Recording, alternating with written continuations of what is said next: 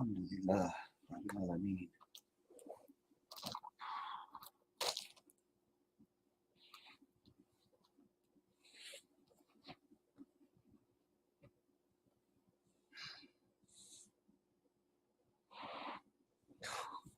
Shit.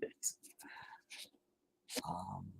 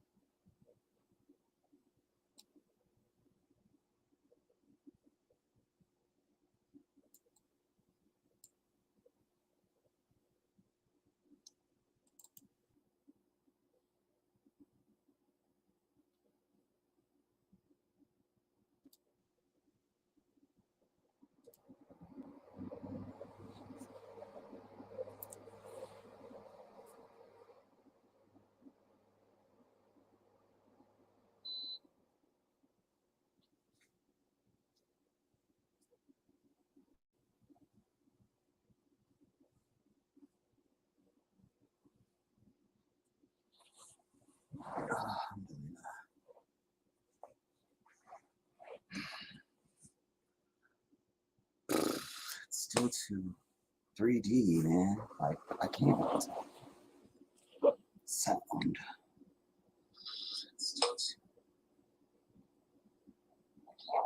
Test. Test.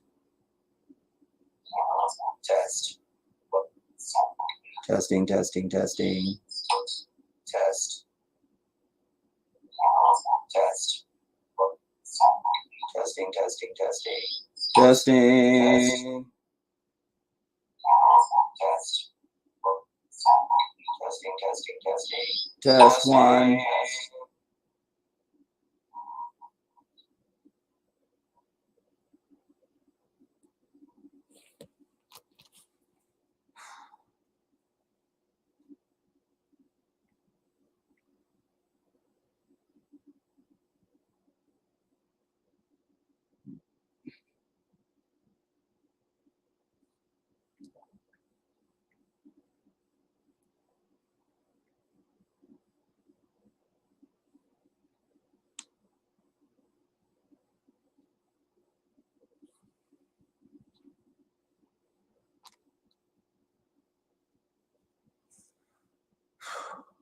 What's up, everybody? This is the Jedi. You have no idea. I've spent the last 2.5 hours trying to come live to you. On my other software that I use, that's easier for me to transist when I'm trying to show you stuff, no matter what I did, it would not connect to YouTube. I did everything. I feel like a computer analyst now. If anybody wants to hire me, I'm ready. And I don't have my I do have my bracelets. And then I tried this software, and it kept telling me there's an error. Wait and try over. So I did that, and it kept saying that. It kept saying it. Kept saying it. Then when I finally, then it shut down everything. Shut down the computer, restarted everything, and booted back up. Couldn't get my other streaming software to work. Oh my God, I can't. And my motion sensors are going off, which is driving me crazy. This, you know what? Thank you all for coming. This is the Jedi. I love you all. I'll see you soon. Like, bye-bye. I mean, It's that for me right now. Turn this off. Then when I boot it back up, then I'm thinking I'm live. Then I just was like, let me just put a test. Like, I don't want to type a bunch of stuff and it's not going to be a go. So I just put test and something else. I don't know what I typed. I don't remember. And then it went. Then I have to figure out how to go back and title it the right way and do all of that. Then I was sitting here going, how come it's not live? I'm not live. I scheduled it. It's not live. I didn't hit the go live. Then it's like, you are live. So then later, you know, you can add the me on camera after I run my Jedi thing. Wow. I'm really worn out over this, y'all. Like I said, it's been at least 2.5 hours, because I remember the first time that I came to StreamYard and was trying to schedule it, you know, asked you what time.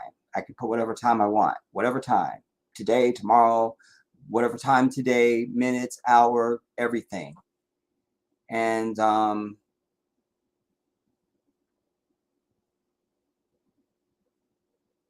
I did that, and now I forgot what I'm telling you as I'm saying it to you. It's not, I can't. And then what's so crazy is other reason why I'm here today is because it's not that hot today. It's only, we're in like the 60s. We were.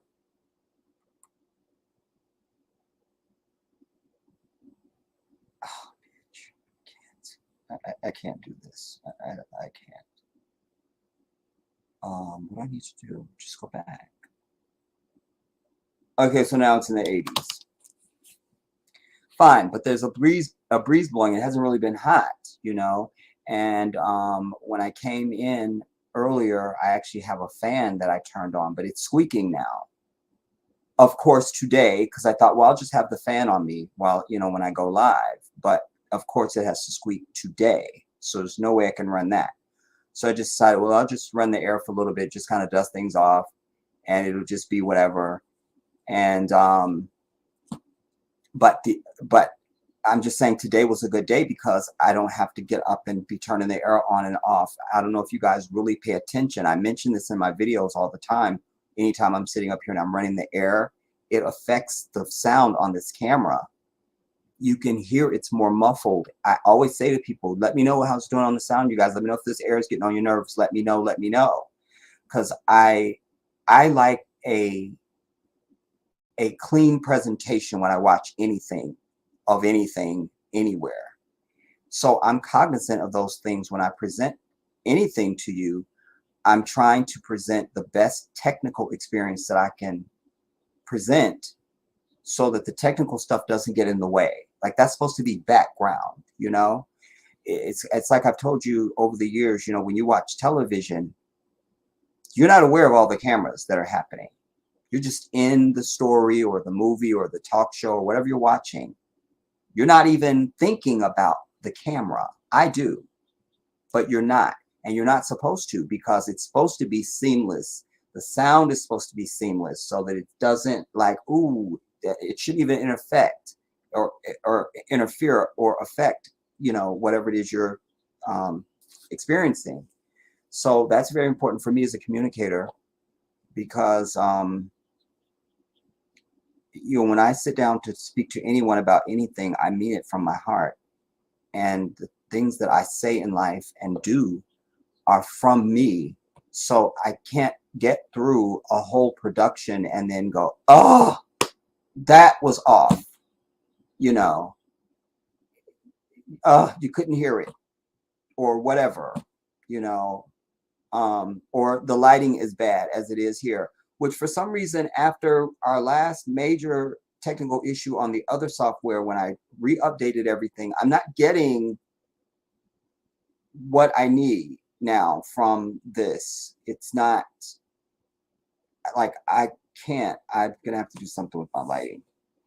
But that aside, I just wanted you to know how difficult it has been for me to get to be sitting here in front of you right now and you to be able to see me. But it also reminds me to appreciate the technology. You know, one of the things that I'm even sitting here today and why I even started doing YouTube. I was watching YouTube for at least a couple years. I saw it in a report, something they were talking about, and they were saying this YouTube thing, whatever.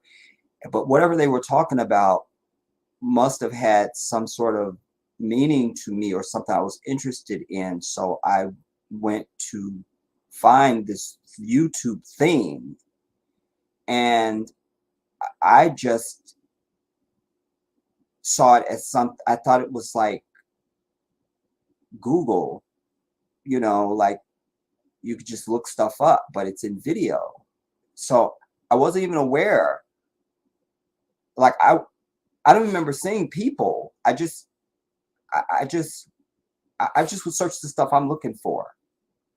So I think maybe I just didn't pay attention, because that's consistent about me. If something doesn't pertain to me, it doesn't exist. Because then that just clouds, you know, I don't need it. I don't need it. So I had been doing that. I could watch documentaries, I could watch old shows, stuff that I hadn't seen and didn't have, whatever. And bingo, one day in 2014, I feel like it was late summer 2014, this time 2014, something happened. And by then I had seen, no, I don't know if I had seen those people yet. So stick with what feels authentic. So something happened that day that made me go, because from the time I started watching YouTube, I had, at some point, for some stuff I wanted to watch, you had to create an account. So I created an account, you know, but I didn't know that meant anything, you know. And then this particular day I'm trying to get to tell you about, something happened that day that I was aware that you could make a video.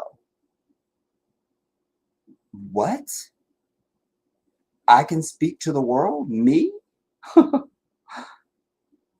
That's it, you know? And the more and that first video, Black people, slavery, and Christianity, that's what I came out the gate with. And it was fire. And anyway, I mentioned that just to say that this whole saga for me today reminds me of how I felt that day. The newness of it, the responsibility of it, the potential of it, you know. But I thought I could move mountains, you know. I thought I could move us, you know. And then right at that time was when we were coming into the, you know, it was the Mike Brown, and it was Trayvon Martin, and it was, you know, all those names every day. And this was the perfect thing to, because people all over the country, they're all over my state, they're all over the world. This is how you can bring people together and unify, and let's do something about this shit. Until I discovered I was dealing with dead weight.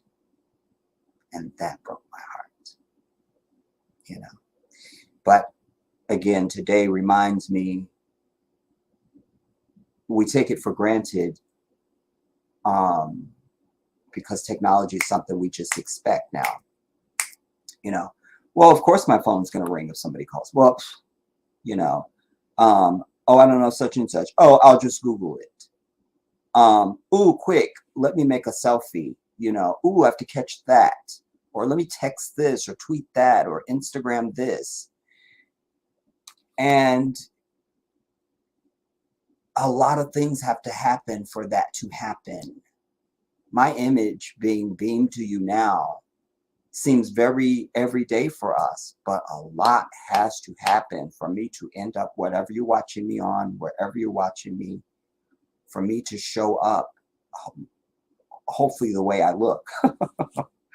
That's one of the things I've always been very curious about, you know, because you don't know. I have my devices here, so I get a sense of how I present, and you know, when I watch it back and stuff like that. But it's a crapshoot, you know, especially for someone like myself. I know I'm not a model, even though I say it all the time. I'm not. I know I'm not a model. I know that. And in fact, I'm very insecure about my vanity. You know, I'm very confident about my character and things like that, my personality, my spirit, all of those things. I'm very solid. But when it comes to vanity, I am not confident. I try to do the best with what God has given me. So anybody else out there that may see this or is watching me now, deal with what God gave you, you know, and just make that work the best way you can. You know, it's easier probably for men than it is for women. I'll also give that, but anyways, let that be a lesson. So this is while it seems very easy, I have struggled to get here today, and so you should at least honor me and the struggle. Make sure you thumbs up the stream, because I'm on this software. I don't see the same stuff I see when I'm on YouTube. StreamYard is different. It just, I mean, just, you know, and a lot of people that follow me don't do videos too. That's another thing, you know.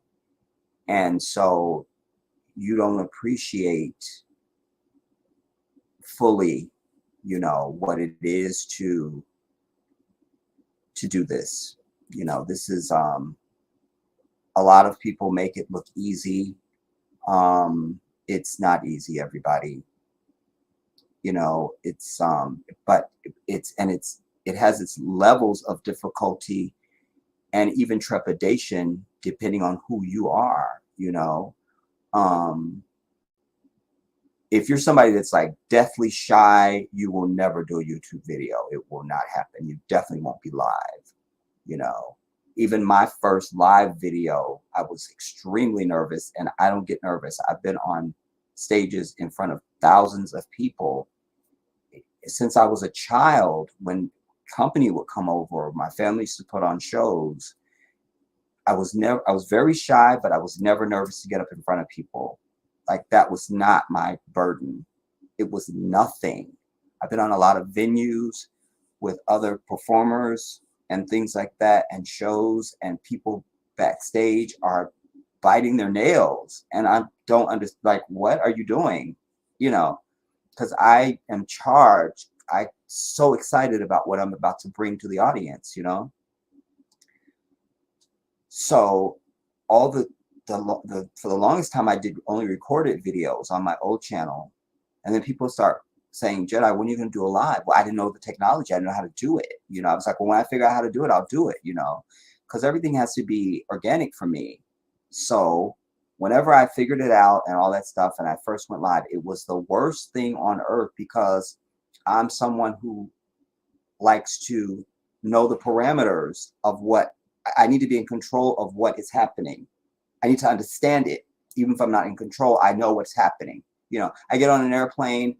I can't fly an airplane, but I know the parameters. I know. It's not, I'm not sitting there totally ignorant to aeronautics and, you know, possibilities and, you know, forces. And I'm educated. I know, you know. So that was stressing and nerve-wracking for me, because I'm live now. Well, who's watching me? Where? How do I know anything? I'm just out here like, what? You know, and that was the thing about it. It was just like, what? You know, it was bizarre. It's bizarre. And then somebody comes in, hey, Jedi, shout out from like somewhere in Africa. And you're like, what? You know, anyway. So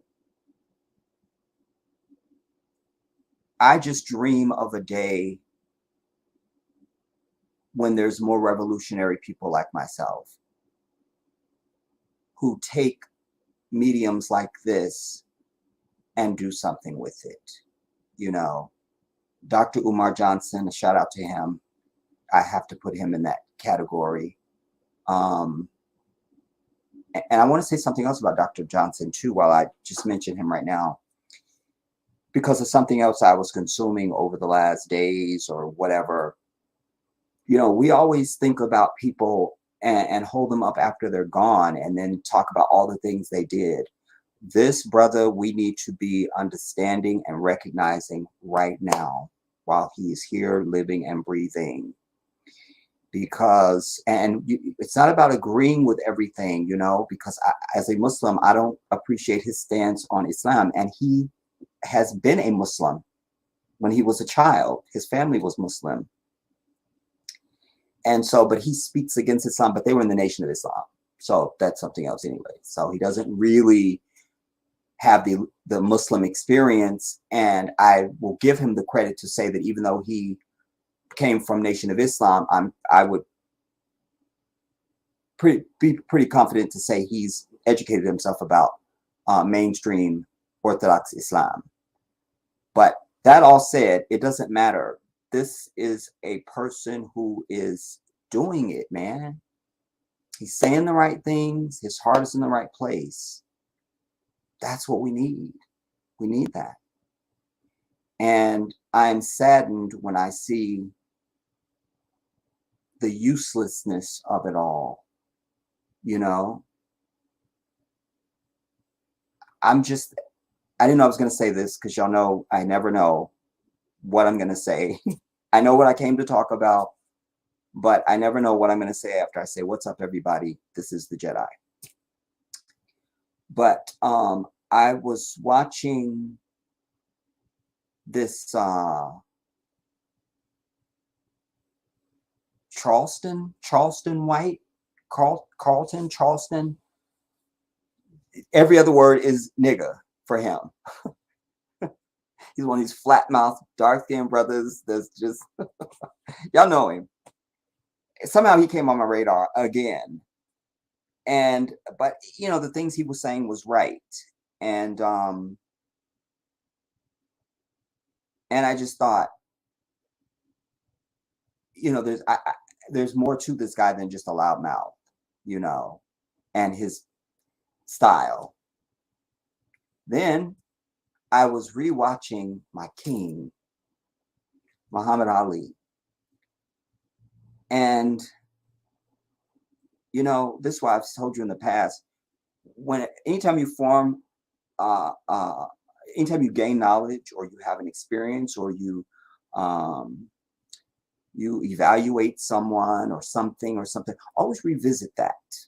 Revisit it every once and again. Just revisit it, because there's something else that you will gather from that. You know, as a Muslim, you know, we read the Quran all the time, and certainly during the holy month of Ramadan, we read the entire Quran, because you read a 30th each day, so that by the end of the holy month, you've read the entire Quran. Not only are you reading it, but then when you go to the mosque in the evening to make the Taraweeh prayers, what the Imam is reciting is that 30th. So you already read it and recited it. Now he's reciting it, you know. So we know the book, but I'm trying to say that, but even still, every time you sit and read the Quran, something else is given to you. You read it. I know that already, but no, you didn't. Now something else is being given. So you have to go back to the source. And this was that for me with Muhammad Ali. He was over in London somewhere, and it said it on the thing. I can't remember it, but I just want, without going long on that, I just want to say this. First of all, Muhammad Ali was such a beautiful, beautiful, beautiful, beautiful, beautiful, beautiful, beautiful human being. I just fell in love with his spirit and all the things that I like about him all over again. He had such a temperament. He could speak about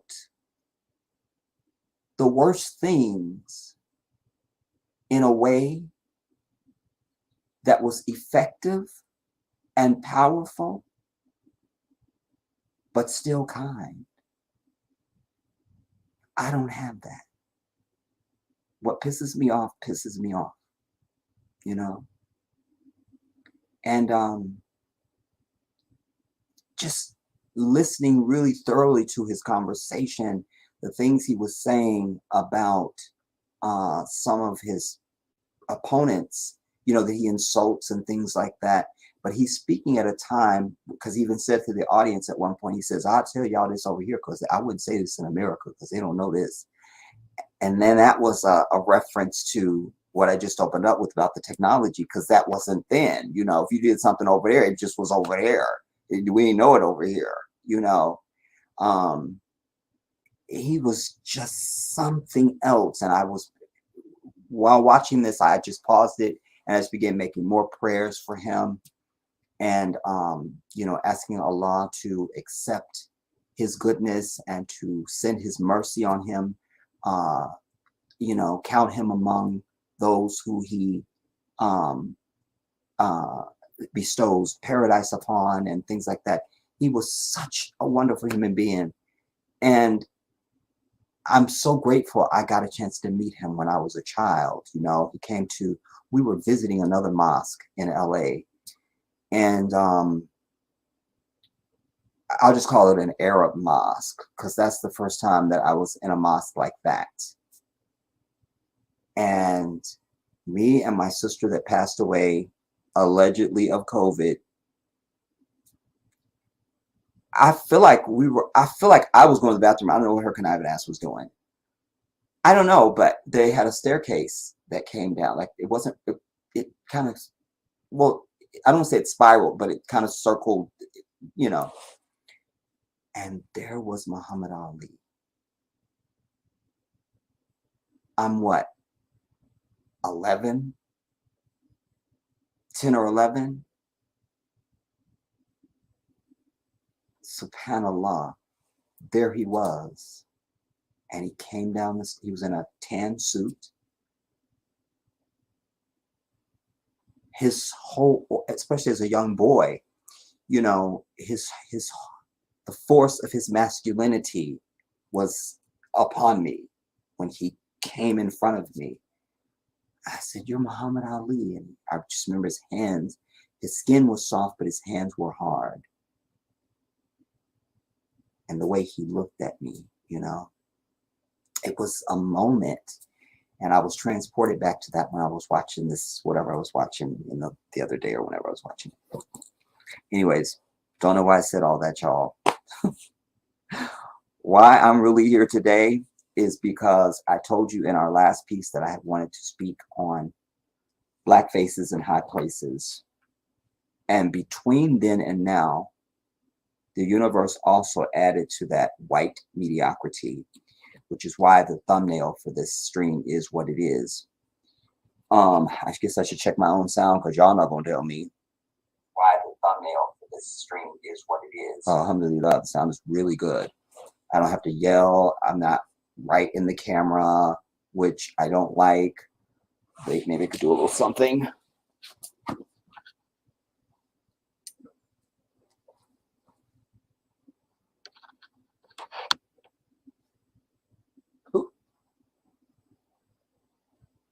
Watch your ass, Jedi. Watch your ass.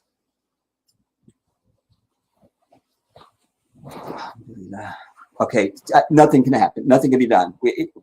Just turn away from your screens, everybody, and just listen to me. That's why I used the thumbnail that I used, because there you have Chris, fat ass Christie, who was the governor of New Jersey. New Jersey is the state, right? Not the city. New Jersey, New Jersey, New Jersey, New Jersey. And he is a behemoth of a human being, a fat beast, a lard ass, a gluttonous thing. And sitting across from him is a streamlined, athletic, tall, handsome, educated, damn near perfect human being, Barack Obama. Barack Obama, the blessing. And it's the perfect image of Black excellence and white mediocrity. Something else that I saw or heard over the last days was, I don't remember the quote or who, what now, but I know the thought that I had, and that's what I'm going to tell you. And that is, stop telling our kids this thing that, you know, that we all were sold, that you got to be twice as good as white people in order to succeed. You don't. Let's throw that into traffic today. Throw it out. Throw it out. Throw it out. You don't. Our mediocrity is excellence over their greatness. That's what's real. That's what's real. That's what. Now I'm getting text messages. I'm not touring this year, everybody. I won't tour because I can't.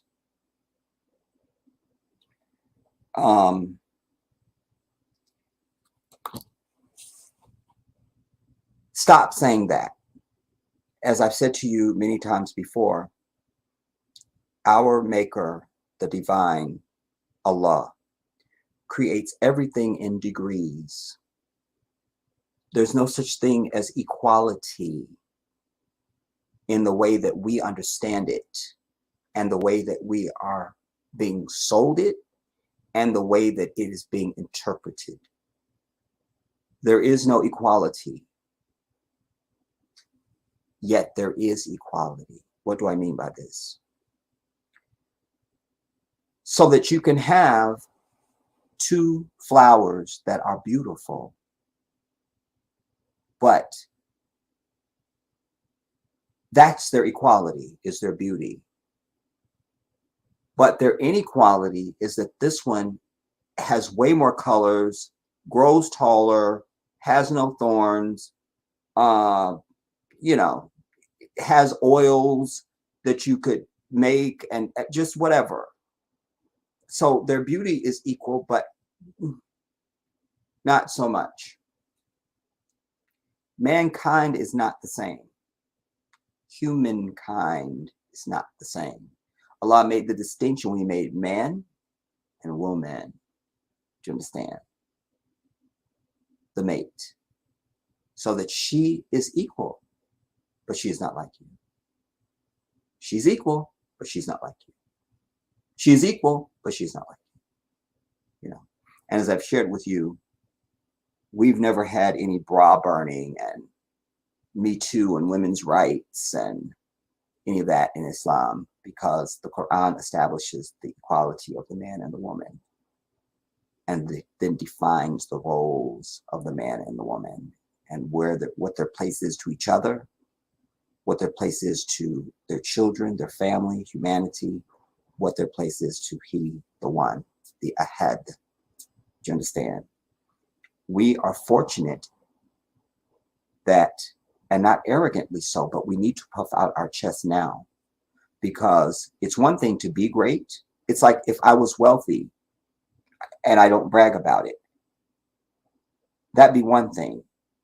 But then somebody's coming along and saying, the guy's a transient. Is a transient. At some point, you have to say, no, no, motherfucker, here's my bank statement. Like, not to be puffing up, but just to shut you down, you know.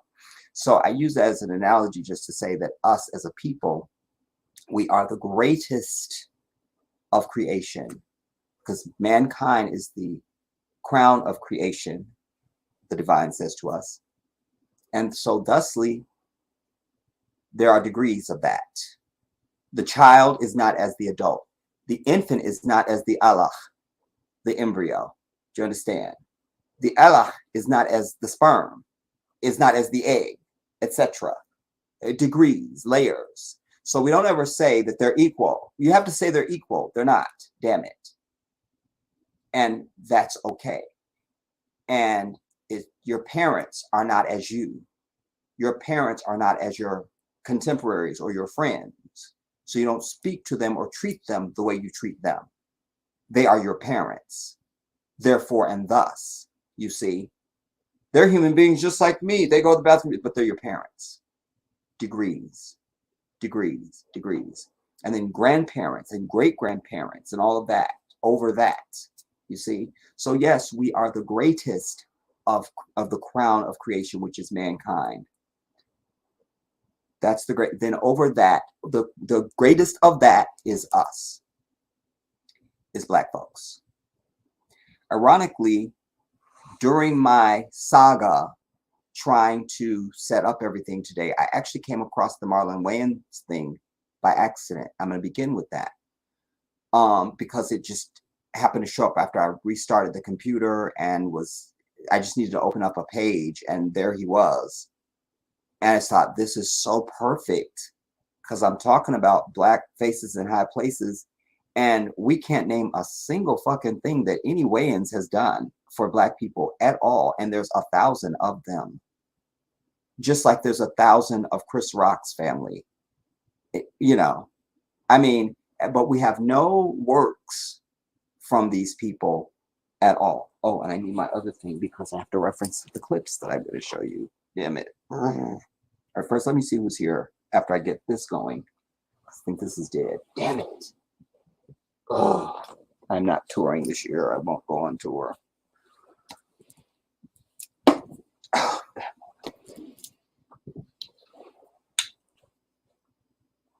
okay, here it is.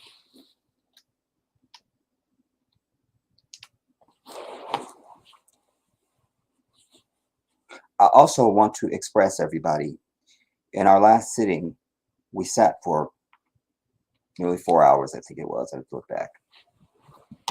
I need you to understand that our efforts to raise the funds for this mosque is not over, everybody. It's not over.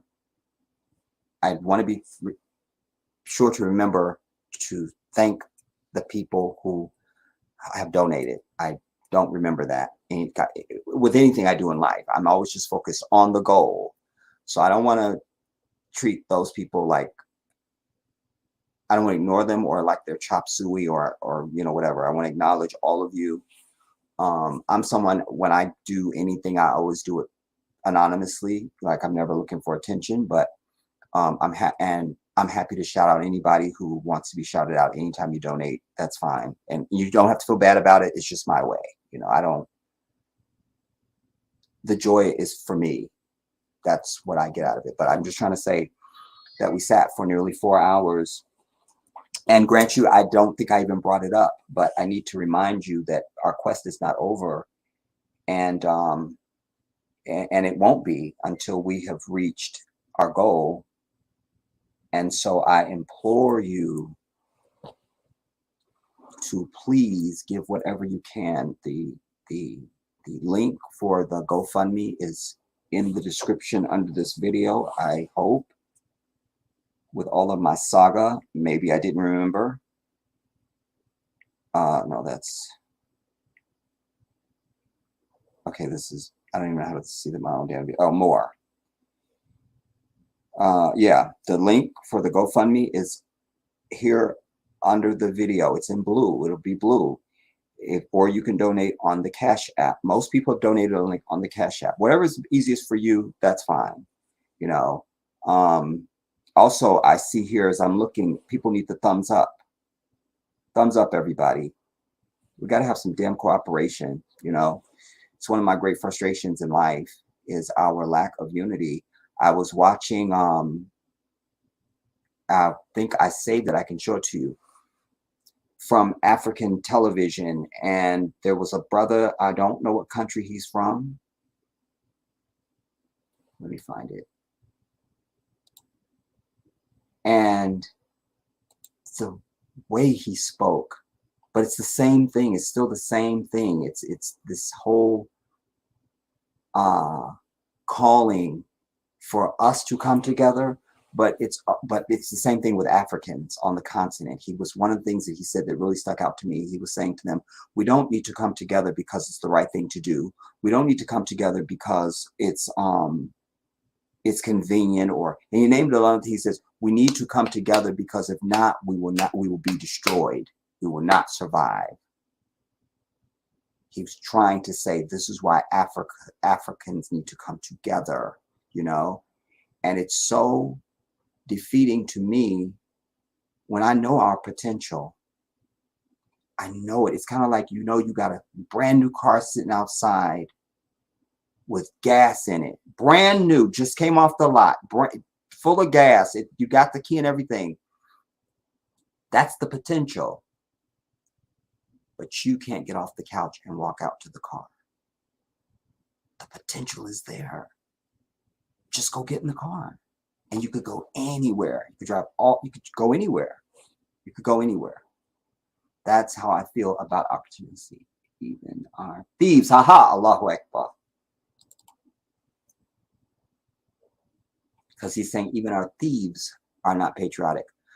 This is long. All right, we're going to come back to him because it's long. It's like almost 30 minutes. And I don't know the main, all of it, you need to see all of it. And he's not the only one up there. PLO Lumumba is up there, who is, to me, a modern day,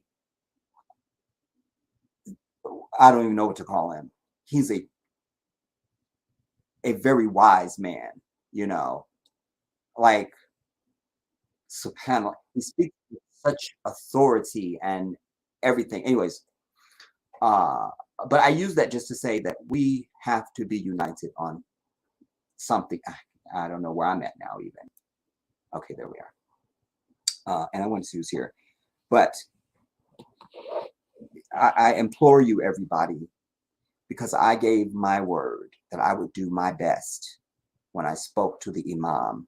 If you are a latecomer and you don't know what's going on, I don't know how. Oh, also, I need everybody to make sure that you not just subscribe to me. Make sure that you turn on your bell notifications, everybody. You can't just hit subscribe and be over it. You got to hit the bell, and then it'll throw down a thing. Do you want all? Do you want, it gives you, just click all.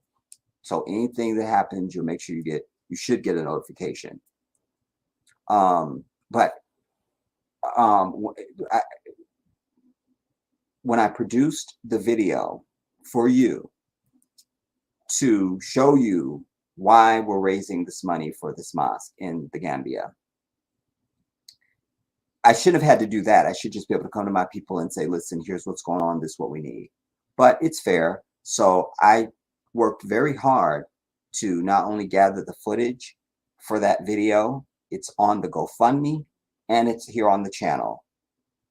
I produced that damn video, and that was a lot of work.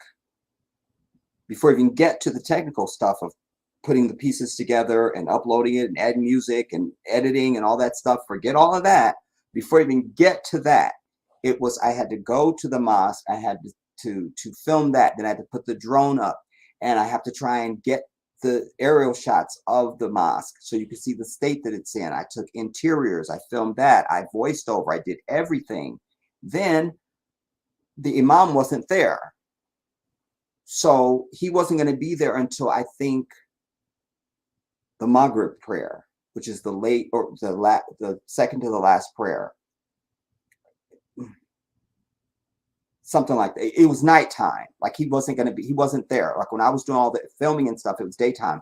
I interviewed people there at the mosque. Just local people, just organic, you know. And Samba was doing the translations for me on some of the stuff. And then we got a hold of the imam when he was going to be there. And then it was a struggle. I love this brother. I love him, but it was difficult to interview him. He spoke English, but he mostly spoke Wolof. And his English was so thick that it was difficult to understand him. And then I'm coming with my bitch ass American bullshit that I speak, you know. I can't perceive how I sound to their ears because I don't have them, you know. So when I'm like, okay, brother Imam, I say to somebody, tell him, you know, intro with this, and then tell him this and this and this, and then we'll just pick up right at such and such, and then he'll say something. I can't produce that because I don't know what they're saying. So I can't add, make sure to, tell them that too. I can't do that because I don't know.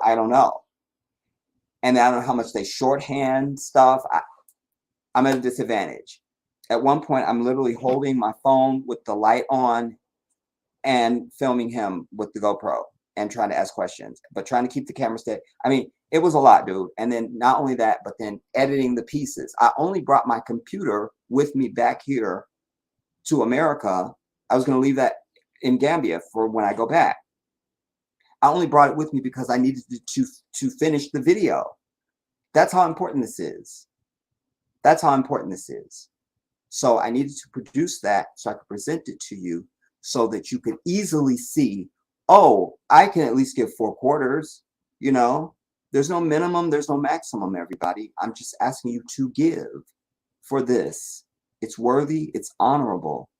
But more than that, and I say this till I'm blue, it's bigger than that. It's just about, can we come together around a common purpose ever on anything for any reason at all? Can we just do that?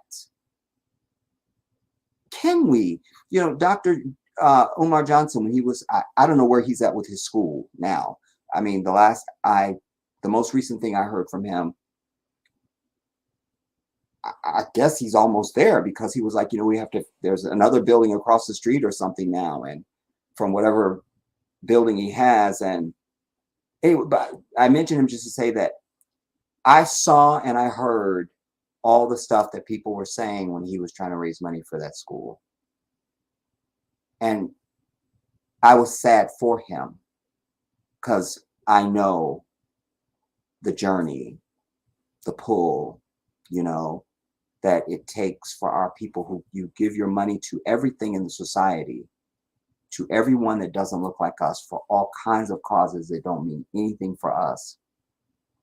But when we come and ask for just the pittance, it's not like I'm sitting percent. Everybody needs to give $150.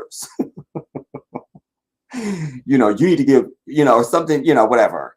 Or I've been in churches where they'd be like, you know, the minimum love offering needs to be at least $20, family, or some shit. And that's when I walk out. Like, you know, for me, it's about the coming together. You know, one of my favorite, you all know that Janet Jackson is my wife. I forget how many years it's been now. How long has it been, Jan? I didn't know she was asleep. Anyways, it's Rhythm Nation when she says, we are a nation with no geographic boundaries, bound together through our beliefs. We are like-minded individuals sharing a common vision, pushing towards a world rid of color lines. I love that, because in my mind, I don't infer white people into that. I infer us only. We are a nation with no geographic boundaries, bound together through our beliefs. We are like-minded individuals sharing a common vision, pushing towards a world rid of color lines. I wrote it for her, but I don't want to take the credit. I don't want to get into it. So I say again, everybody, don't sit back. Give because this is a good cause, but also give in the principle of standing together as a people. Because as I always say, if we can't do the little things, we can't do the big things. Nobody ever started walking and then got right on a 10-speed bike. It didn't happen. If you have that and you have seen that someplace, I'd love to know about it. Again, degrees. You start to wiggle and roll over, then you scooch, then you crawl, then you walk. Then you maybe ride a big wheel or a tricycle. You understand? And then you elevate up to whatever. If we can't do the little things, just imagine if I was sitting here saying, listen, I got a great idea for a business that is going to just kill it for us. I would never do it. I would never do it. I would never do it. Because I would go, if I can't get $5, $10 out of my people, they're not going to donate for something like this. If I had a property or something like that, just anything that was bigger than this, I would be like, I can't do that. But I ended just to say that when the Imam spoke to me this particular day, it was after prayer. And he was saying to me, Abdullah, he was speaking English and then some of it was in Wolof, but my brothers were translating it. But I knew that when I walked into that mosque, because this mosque is right around the corner from Samba's house. Like, I don't even want to say around the corner. If you've seen the video, you've seen the aerial. I've shown that. Like, this is where the mosque is. This is where Samba's house is. I've done my work. So I'm asking you now to reward that work and to reward this effort, everybody. Go to the GoFundMe, give whatever you could have in your power. And the same thing, if you feel more comfortable giving on the Cash App, then give on Cash App. Just do that. The Cash App is the Jedi 1814. There's a $ in front of it, no capitals, no spaces. The GoFundMe is in blue. The link is under the video. I even put spelled out the Cash App there for you. I've done everything I can do. I've done what I could do. This is so close to me because it's something for Africa. It's also, it would be the first time many of us have done anything for Africa. Like, I don't give anything. I've never given anything when I see these commercials at night with the kids crawling, with the flies crawling in the kid's face. I don't do that because I know that doesn't reach them. It doesn't. And I also know that that is an extreme. That's just the same as if I went to downtown Los Angeles and just filmed that, the homeless, and made you think that was America or that was California. It's not. Do you understand? But also, to digress, it's about doing something for Africa, but you can feel a sense of inclusion when this is complete, And I gave my word. I said I will do everything that I can, but at the moment I gave my word, I felt this pit in my stomach. Because I know you. I'm going to do what I can. I'm going to do what I can. And the Imam was so grateful, etc., etc. So let us just step forward, everybody. As I always say, I sound like a broken record. I don't care. If you're watching me, you're on a device. Alas, we're all on devices that we all pay for every month. So you got at least 4 quarters, at least. So don't sit back and don't be selfish and don't be unconcerned. Like, I'm a very soft-hearted person. I can't imagine, especially someone who like myself, who has been present here for 9 years. I've been on YouTube. 9 years, if I count from 2014. And I don't see how somebody who could know me that long would not help this cause. The other thing I need to announce is that I need anyone and everyone to start moving to Jedi Africa, my other channel. Jedi, there is no the, it's just Jedi Africa, because I'm going to begin to do something different with social media, how I use it, how I present and things like that. I'm going to go to another level. And I was talking to one of my brothers, and I'm very inspired by some of the things that he was discussing with me. And it goes back to kind of what I opened up with. Wow, because, you know, this is a medium to use. And for me, I'm not interested in being on social media just to be on social media. That doesn't mean anything to me. You know, even when I was doing entertainment, that was the joy of it. It wasn't for the fame and the accolade. It was just like, I'm doing what I really like to do, and I'm excited about what I'm bringing to people. This is no different. I'm passionate about the things that I want to convey to us as a people. I also recognize that I only have one life to live, and so I'm not trying to waste my time on the earth. That's why I've been very passionate about the things that I present and bring. I don't get bogged down in the salacious stuff for clicks and things like that. I'm not interested in that. I'm exactly who I say I am, and I'm grateful and honored that I am the man that I am. But in that same vein, this is an opportunity for me to do something with YouTube and social media and Instagram and things like that. And I'd like to eventually set myself up in a position where I don't have to come to you and be pleading week after week after week after week for something we should be able to do in a couple days.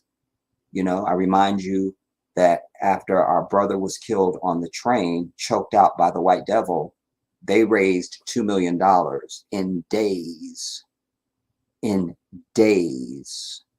We've been sitting up here for weeks now, and we have raised a total of $500. What are we doing? What if somebody needed a kidney, you know, or something? Could we even count on that? Or somebody didn't have medical insurance and they were like, oh my God, you know, my grandfather needs a heart transplant, he's going to die, and it costs this. You know, we're shit out of luck because our people just don't step up, man. That's not the world I want to live in, and that's not who we are as a people, really. That's not who we are. That's not who we are. That's not who we are. That's not who we are. That's who we have been raised and trained into that behavior. It's not who we are. We're better than that. And I always feel like anybody who's exposed to me, you should be a better human being, because that's part of my goal. When anyone who's exposed to me on the earth, I want you to be a better person. You know, I'm not perfect, but I'm interested in goodness. I'm interested in being my very best. And I want that for anybody who's exposed to me. Let me see who's here. And then we'll get into our first piece.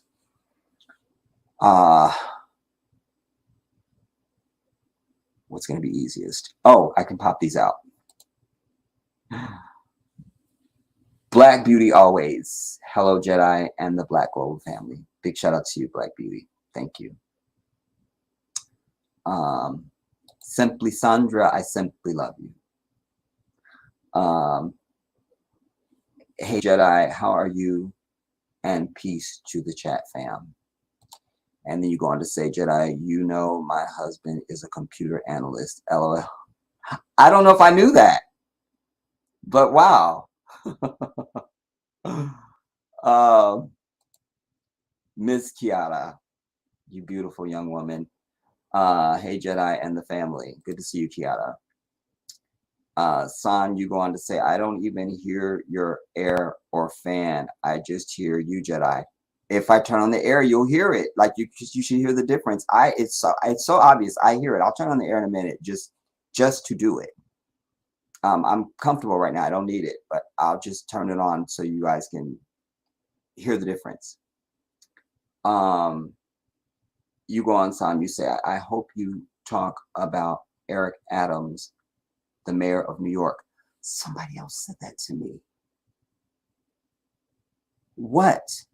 Tell me, San. Tell me. Do something. Give me a link. Do something. Because somebody else said that to me. I'm like, I know he's a bastard. I know that already. I knew that when he was running. But Angeline R., shout out to you. Andrea Smith, good to see you. Hey, lovely Jedi. Yesterday was my born day. Just got back from the beach. I texted you. I'm late. Oh man, you know what? Happy belated, Andrea. And there was one day I called you, but whenever you called me back, it was exactly the wrong time. Yeah. There was a couple other people. And then one day I was on the phone with Kai, and it was another thing. But anyways, I apologize. And I don't know if I got your text. I'll check, and so sorry. Pookie Bear. Make sure all of you guys subscribe to Jedi Africa, everybody. You're gonna want to make sure you do that. You're gonna want to make sure you do that. Otherwise, you'll be left in the lurch. Let's be very clear. I feel like I'm not getting all of the things on here. Well, why am I not getting what's going on? Okay, what if I do this? Still no chat. I'm getting no live chat.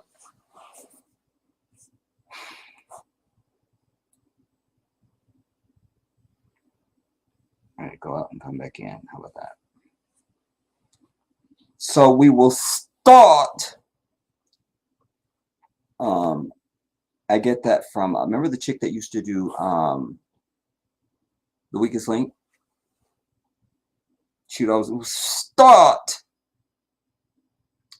After they would do the contestant show, we'll start with the play in the whatever position that so and so. Let's play the week's. I used to live for that chick, dude. Live for her bitch ass. Son, you say I don't have a link, but something. What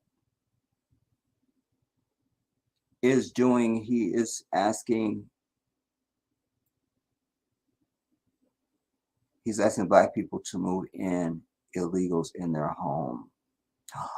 Oh, I think I do have something lined up to bring you. In this Black Faces in High Places, because I think I've got video or pictures of him shaking hands with. We'll come to it. Smooth Lyrics, a shout out to you. Good evening. Now let's come to this first piece. We'll just start with Marlon, because he wouldn't have otherwise been. I may have mentioned him, maybe only the universe knows, but he's a good jump off point, because they're a perfect example of Black people that have not done shit for us. And we hold these people up in high esteem. We support their shows and all this and the third. And there are people, and that's my so-and-so. And we, and all of that. And it's nothing, because we don't mean anything to these people. Okay, quickly. Andrea, you say you sent a hilarious message on my voicemail. I still have saved it. Oh, I did read that. Yeah, I saw that. Did you in your text? Is that the one where I was I don't know, threatening you like I'm the IRS or somebody? or a bill collector or something. Just being hideous. Smooth lyric. You say, I am so happy to see you. Now I have something to watch for the whole night. And I hope that you are so glad to see me, Smooth Lyric, that you heard my lecture and that you're now going to go and donate something on the Cash App or on the GoFundMe. Don't sit back. Don't sit back. Don't.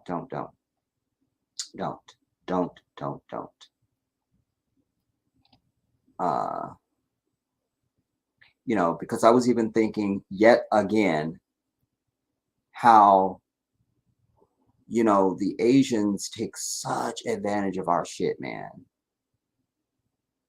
We could shut them out and shut them down. And here's something else I want to say, because Universe gave me this just today.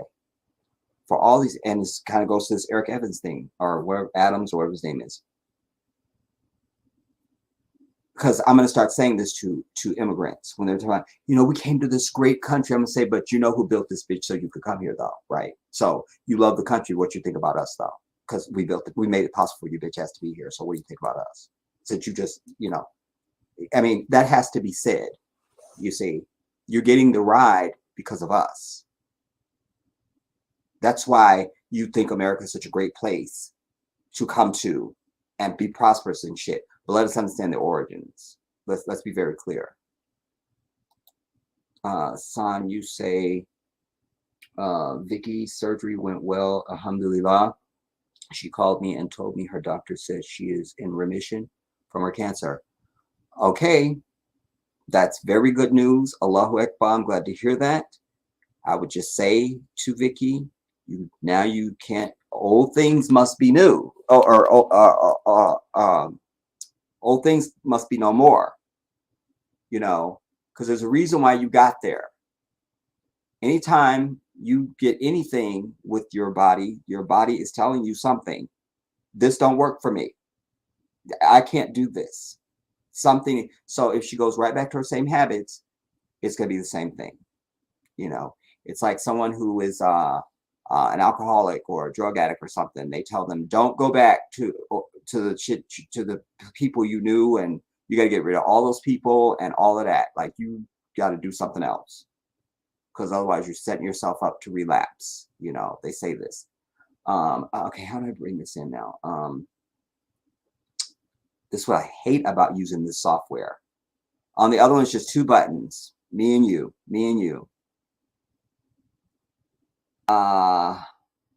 Present.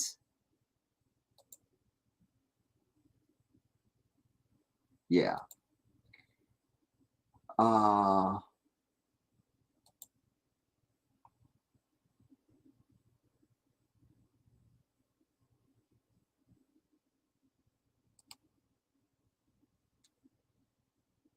right, here goes nothing.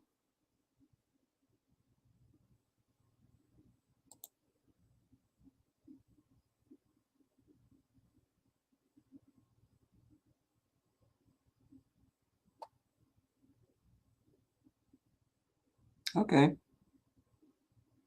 I won't say that was painless, but oh, I need to get rid of the comment that's on top though.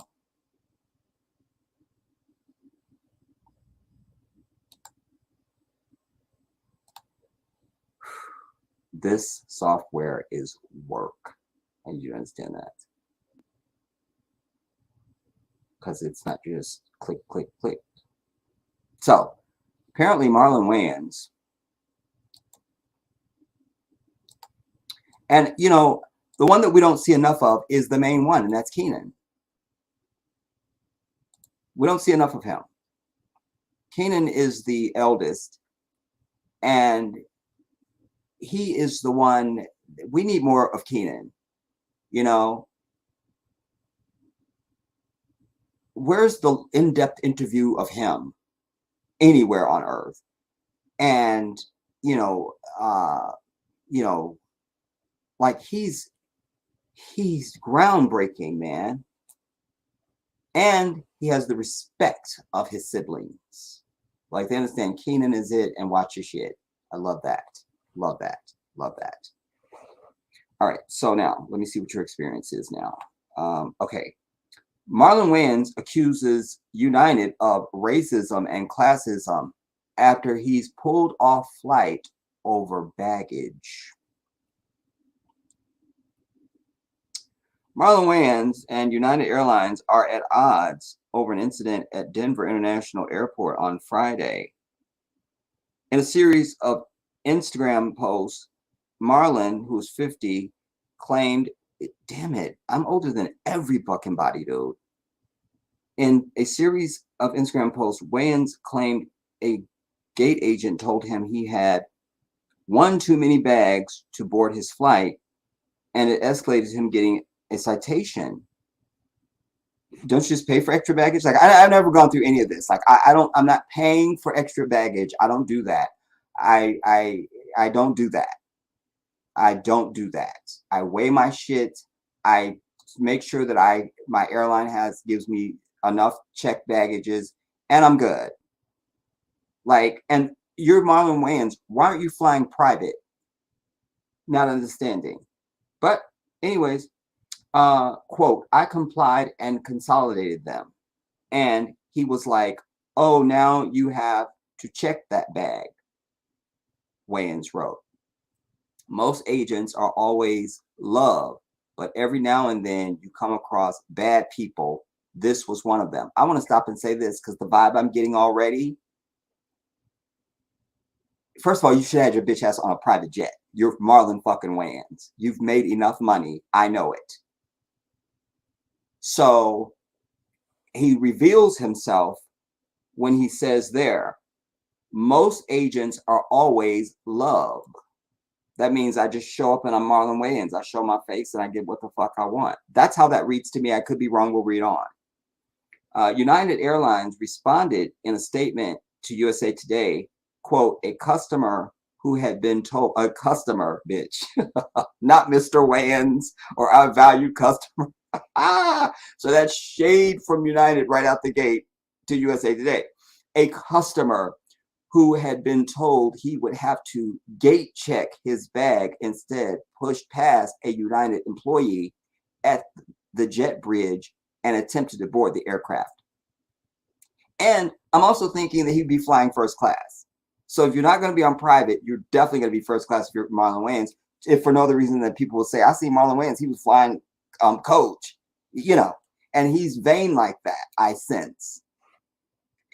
Anyways, USA Today has reached out to the Denver Police Department for details. The spokesperson, wait, no. Okay.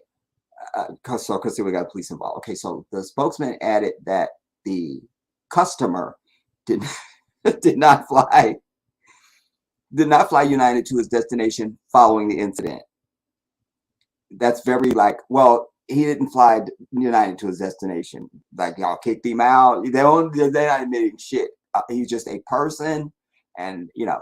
Now, Marlon confirmed that he was given a ticket, but countered that he had not physically interacted with the gate agent. So apparently he was cited. Oh, is this a sound on this? Oh, it's one of those, a bunch of shit for you to read. Those videos should be fucking burned and disallowed. That's the ultimate clickbait. Where you just put up a bunch of pictures and there's music. Nobody's talking. You just put words for people to fucking read. I hate that shit to death. Do you understand what I'm telling you right here, right now? He confirmed he was given a ticket, but countered he was not physically interacting with the gate agent. Quote, yes, a ticket. That's all they could give me, the comedian wrote. Dude tried to lie and say I assaulted him. The video clearly shows I never touched him. He was desperate to try to have some authority. I would believe Marlon didn't put his hands on anybody. I don't think he'd go that far. I don't know him. He doesn't owe me money. But I don't think that. He wrote, this agent was clearly picking on me. He asked me to consolidate my bags and I complied. It's that fucking video, you see? That's why they need to be burned and banned. The agent was clearly picking on me. He asked me to consolidate my bags and I complied. The Scary Movie star added that after he did so, quote, I grabbed my ticket off the counter and got on the plane. Listen, you're entitled to your anger. That's what I've announced that to so many people over my lifetime, because they want to go to your anger and not the issue. Fuck you. My anger is appropriate. I'm entitled to it. You fucking deal with it.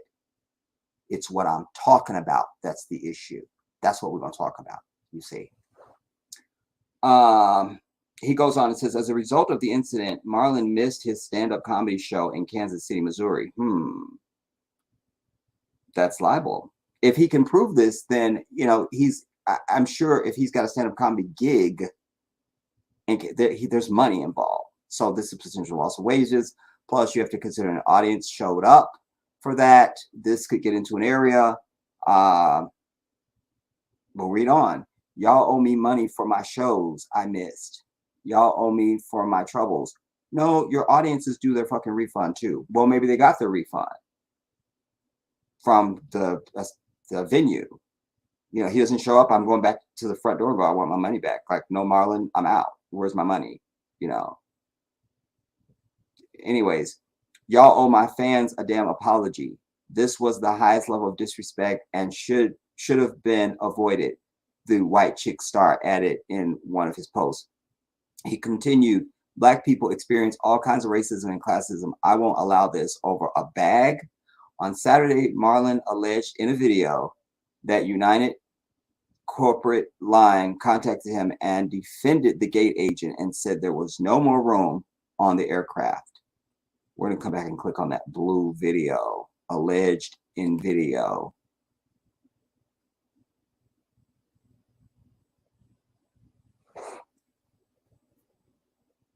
Oh, it's not, I have to do it. See, if I was on my other software, I have to come back and pull this in for you. The blood of Jesus. All right. How do I do this? Stop. Then repeat.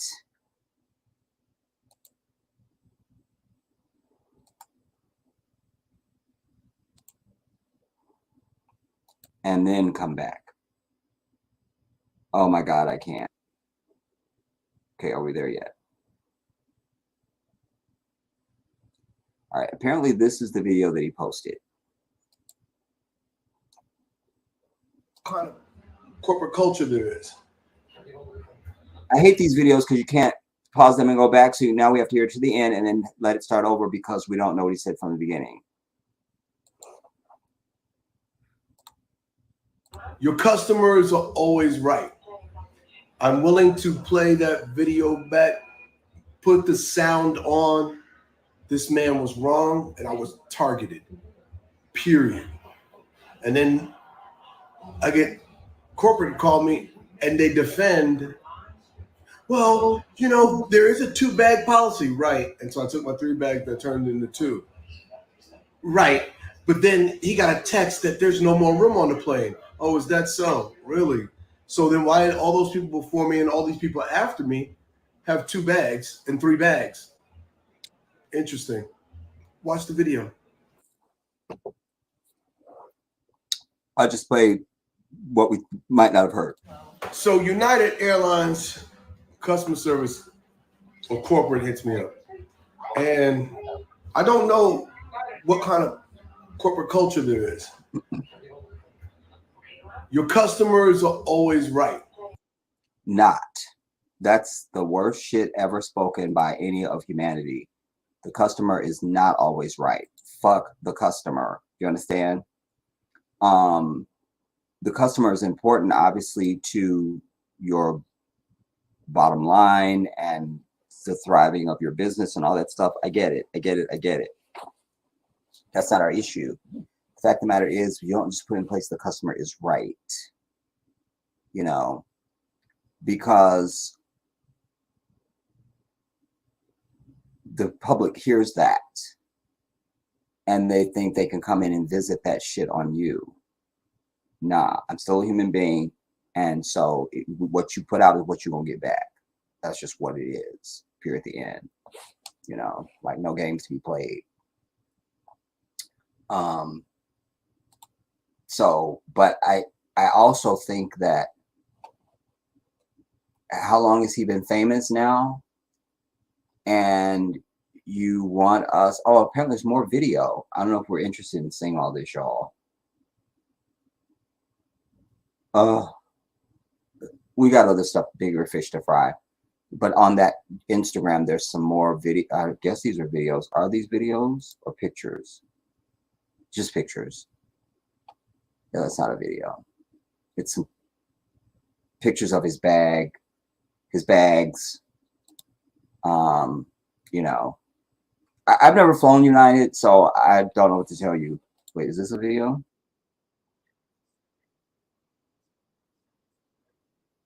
All right, we'll see this one just because. All right, no, we're not, because now I have to quickly.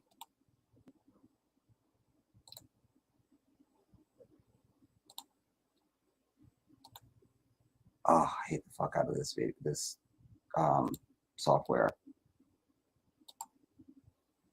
It's got to be an easier way. Probably not gonna make tonight shows, and if I do, it's gonna be late. Yeah, some date agent. Just sometimes you come across a dick. United, pick better people to work for you, please.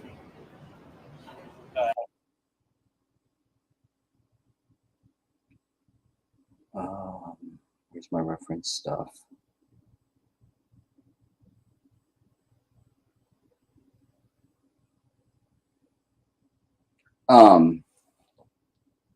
Oh, there it is. Allahu Akbar. The other issue I'm having with this too, everybody, is because not just Marlon Wayans, but a lot of these elevated Negroes who are not really doing any, like you hear from them when it's Oscars so white, and you know when something affects them. We're out here every day catching fucking hell, and they're nowhere to be seen. They don't have shit to say. You understand? They're not even revealing information that is necessary for our community. Like we should know how much he makes, or when they got their show. You know, you tell us how, educate us about how you get that. How do you do that? How do you do that? How do you do that? Because that opens the door, but they stay behind this veil. So now you have a run-in at a fucking airport when I'm sure you were probably flying first class. I'm supposed to give a shit? I really don't, Marlon. I don't. Wah, who cares? Walk to fucking Kansas. Whatever. Because why should we care? Why? We supposed to go, ooh, Marlon Wayans. Ooh, no. Because you should, with your millions, what's his net worth? Well, we'll just get it in here.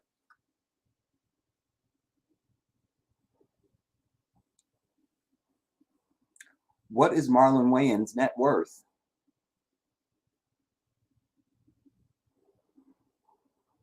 $40 million, bitch. And we're supposed to feel anything that your bitch ass come on. It's just, I mean, but this is perfect because it's exactly what I'm talking about. This is going to be more laborious than I intended it to be, you guys, just because of this software that we're on. You know, there's a way easier way to do this on the other software. I just click back and forth. I get it ready and I click you in, done.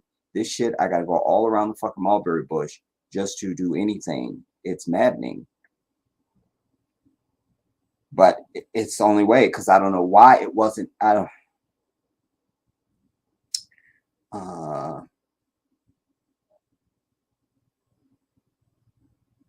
made notes about a Brandon Johnson, the mayor of Chicago.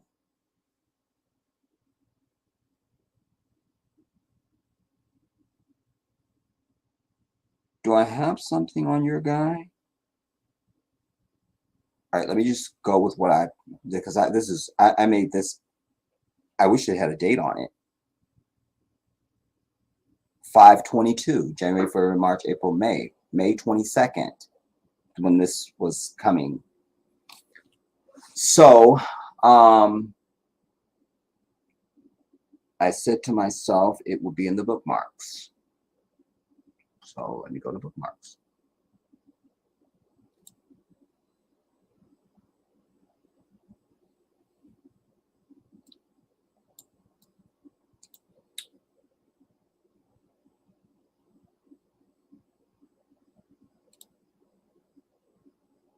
Yeah, I don't care about Marlon Wayans and his. Who cares, dude? You could have. Like, I really don't give a fuck. I really don't. But it's perfect. It's perfect lead-in because we're supposed to be so bent out of shape now.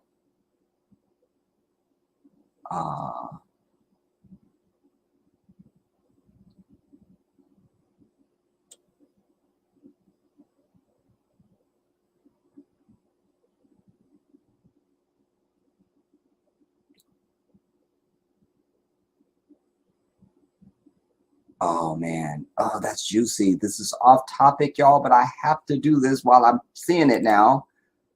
I just have to. Please forgive me. But it's a value. Like, I never waste my audience's time. I don't do that.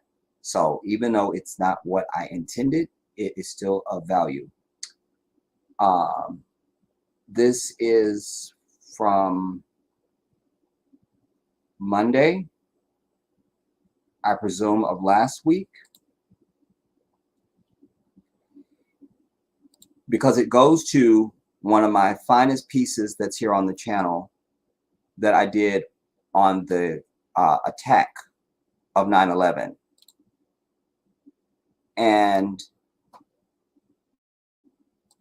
it is a work of art, that video that I shot over 2 weeks or something. And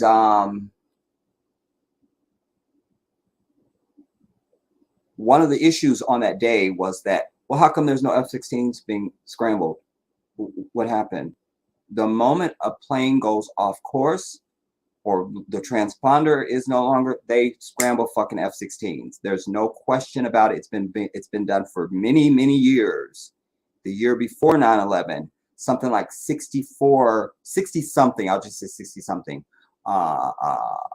incidents that the F-16s have been scrambled. But yet on this day, no scrambling of F-16s, because there was identical drills going on deliberately, so that when they got, this is real, they got, is this a real world? This is an exercise. And you hear the FAA go, this is not an exercise, it's not a test. We need F-16s fucking scrambled to New York. But here it was. F-16 scrambled 1.5 hours after contact was lost with unresponsive jet that veered to DC, bitch. I don't know if this is the story. Oh, this is, okay, we'll just hear a little bit of the report.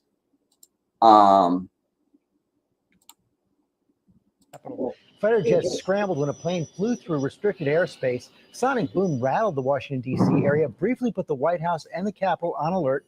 Chief Global Affairs anchor Martha Raddatz is in Washington with the latest. Good morning, Martha. Good morning, George. It was an unsettling, frightening moment for thousands here in Washington, hearing that very loud boom with fighter jets scrambling into the skies before a tragic ending.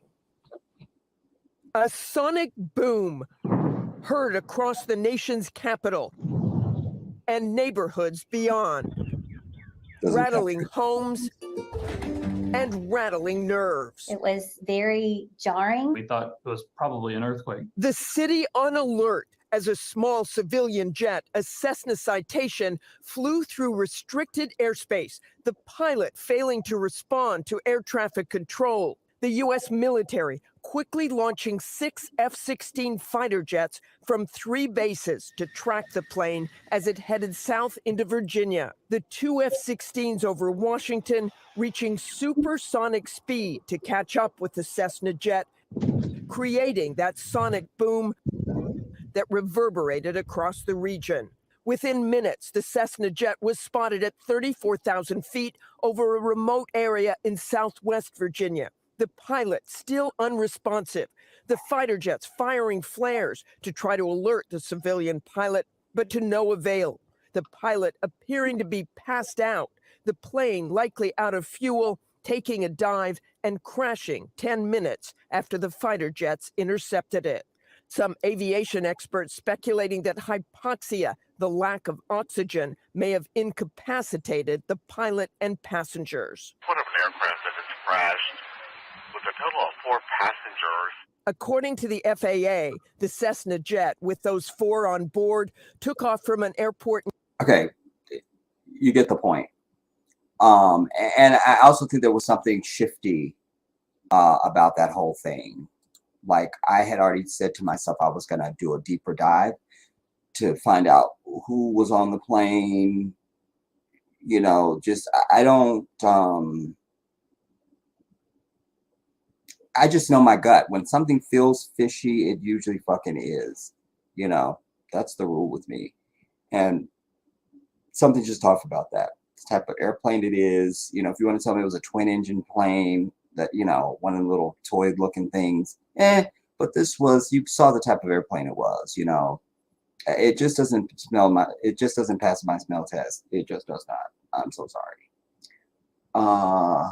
Okay, now this would be after that. Let's see.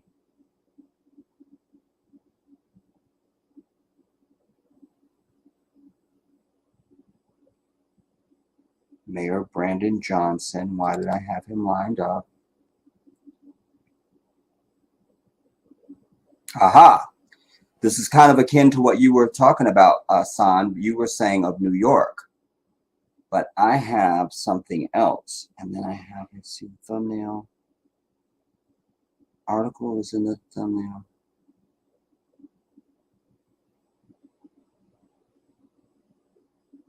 And I get video number 44. Let's bring you guys back in.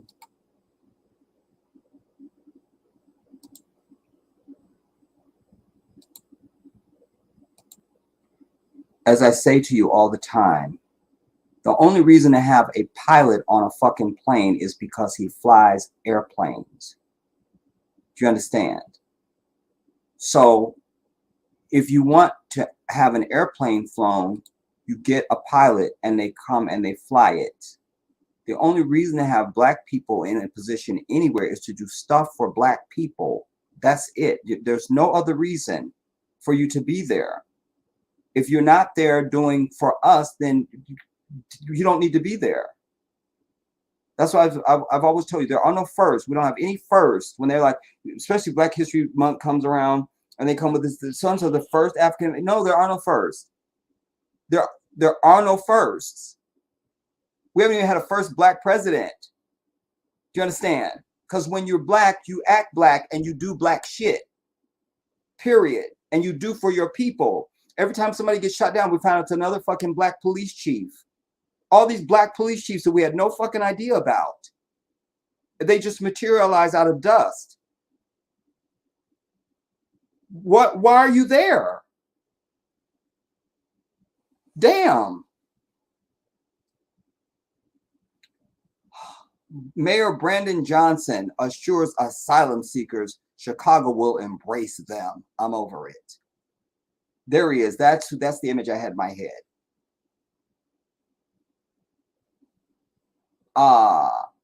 Brandon Johnson spent part of his full day. How long is this? We're not going to need it all. We just want to get the gist of it because we got a lot of stuff to cover. Spent part of his first full day as mayor. His first full day as mayor. What date is this from? This is from 17th May. Well, whatever, it's new to me. It's new to us. So damn it, it's new. But he spent his first full day as mayor, and it still fits my purposes. We're talking about black faces in high places that don't do a fucking thing for us. All right. So his first full day as mayor, Tuesday, visiting asylum seekers who have been sleeping on the floor on the 12th District Police Station of the 12th District Police Station, and others staying at a temporary shelter in Little Village. saying he needed to see the crisis firsthand. It is clear that police stations and respite centers is not the goal. Brandon said to reporters after touring the temporary shelter at Piotrowski Park, adding that it's going to take a collaborative effort to tackle the emergency. Okay, where are these people from? Meets migrants trying or staying at the 12th Street Blue Island Avenue on the west. Where are they asyluming from? Where are they asyluming from?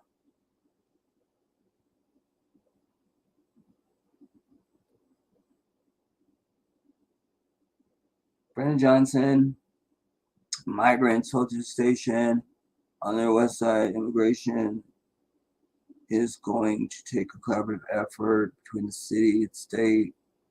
Where are they coming from? Since late August, when Texas Governor Greg Abbott began busing asylum seekers at the country's southern border out of his state. Okay, so these, I just want to make sure it wasn't like some disaster. You know, it's not. It's immigrants. Do I really need this whole story? I probably don't. This is a Negro in a high place making a concession and a guarantee and a promise to fucking people that don't look like us. First day on the job. First day. First day. You see, this is what we're dealing with. I don't get excited for black people doing a fucking thing in this country because I always know they're not me. Since I've been alive, forget that. Starting since I came to be of age where I could work. Where I work starts looking like me, bitch. That's just what it is. My very first real job, alhamdulillah, my first official job, it wasn't my first official. It was official. Well, it was, alhamdulillah. I worked at a Jack in the Box restaurant here in California. And that particular Jack in the Box had been there for 8 years. No black people worked there. I didn't know this until I started working there because I didn't eat at fucking Jack in the Box. But 8 years, and my sister, who was 1 year older than me, that passed away, she and I got interviewed and hired on the same day. So they totally took care of their black quota. Well, she was a total catastrophe. Bitch got fired. I worked my way up to management. And when I did, that store began to look like me. It's as natural to me as breathing. Plus, that's what white fucking people do. That's what Latinos do. Everybody else does it. How many companies have I worked for where I'm the main guy that's going to do the hiring and firing? You hire one Latino and they're like, oh, I have a cousin that does so-and-so, or my brother or my sister does such and such, and maybe they could, you know, because that's, one of them gets fucking hired and it becomes their shit. They run it. It looks like them completely. And I'm not mad. It's just we need to do the same shit. It should immediately look like us. No gratuitously putting white people in. Sometime back I saw, it's probably old, I saw a comedy stand-up thing that Monique did. She's brought out on some throne with these, you know, bodybuilder dudes. Why is there even a fucking white dude there? Why? And don't give me anything, because if it wasn't to appease fucking white people, then why couldn't he have been Arab? Why didn't we see a guy from India there? Or a straight up looking Bruce Lee Asian dude? You feel me? No, white devil. You see? Like, I'm just over that, because you got too many scared to death ass black people that are afraid to just be fucking black. But most of all, You don't have martyrs. You don't have people willing to sacrifice themselves. This world means everything to them. Righteousness is secondary to their money. You feel me? I'm exactly the opposite. Exactly the fucking opposite. Give a fuck. Principle comes first. Everything else will follow or it won't. But principle and what's right must be first. That's it. It's exactly in that order. That's it. That's it. It's that easy. It's that easy. It's that easy. It's just about making a commitment. That's it. That's it. It's not magic. It's not mystical. You know, there's nothing to figure. So when you have a black person, that presence should be felt. It shouldn't be a surprise when we find out that, oh, it's somebody black that's running that. Oh, that's immediately how you know that's not somebody that's in the pocket for us. That should not, we should know it. You should know it without anybody telling you it. You should know it. In the case if you have a black police chief, then that fucking force, every time you turn around, it should be a black fucking police officer driving past. Was that a black cop in that car? It's a black dude. You feel me? It should just become. It should become. It should become. But they get there and they just glad to be there with massa. That's all. It's so maddening to me. I can't even articulate it to you. It's not even possible. I have this as the number video that I'm supposed to show you. I don't know why.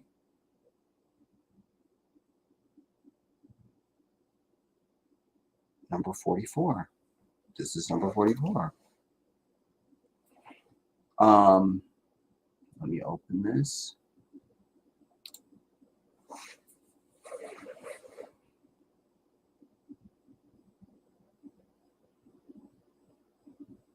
I don't know why this is important. We're going to find out.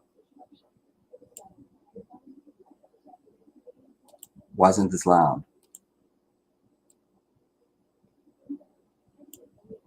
Am I tripping? Am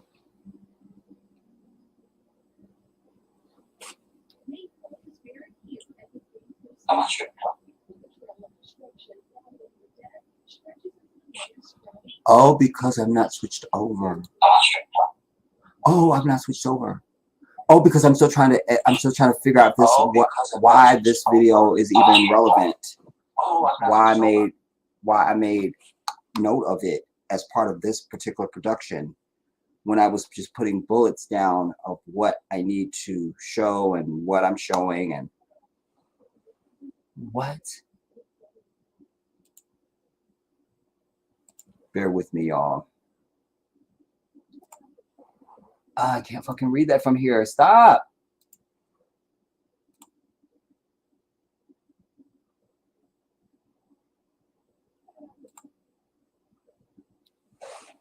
Can I fucking see that from here? Jesus.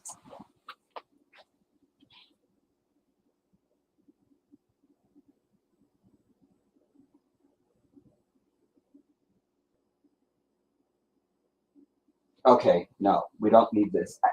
It's something I do want to show you because this has to do with Lake Lanier and how that came to be. Because you know, when we think about our thriving black towns, we're thinking of. All right, we're gonna come back to this. I need to go to number 45 now.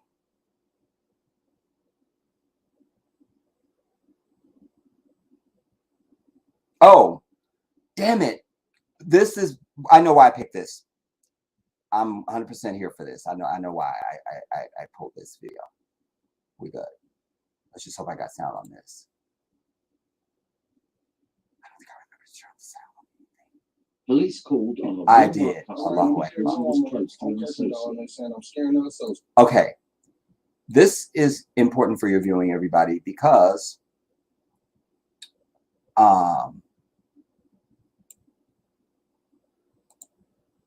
this brother, they called the police on him. He's in a Walmart. And that's uneventful enough for me. But the fact that the police, they show up are black people. So it should have been, the head of it should have been cut off right there. They should have showed up, saw their brother, and went. This is why it's important for black men to say brother to each other. Brothers on the sound of my voice, you need to get to that. Fuck homie, buddy, and I'm sick of that bro shit, because that's from white people. We say bruh. That's what niggas say. We'll bro. Fuck that. We don't say that. Any black person says that to me, I'm over their bitch ass. I know there's something else. They're not of me. But they should have shown up. What do I need? A window. I think this is it. They saw their brother, and they should have been like, nothing to see here. And interrogated, investigated, and arrested the bitch that caused this whole brouhaha to begin with. That's what should have happened. All right, let's see this now.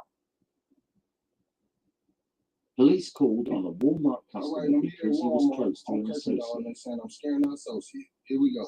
I haven't done anything wrong. This is the value of seeing this. This white devil is the manager of the Walmart. Clearly not dressed in Walmart garb. That's something else. All right. I haven't done anything wrong.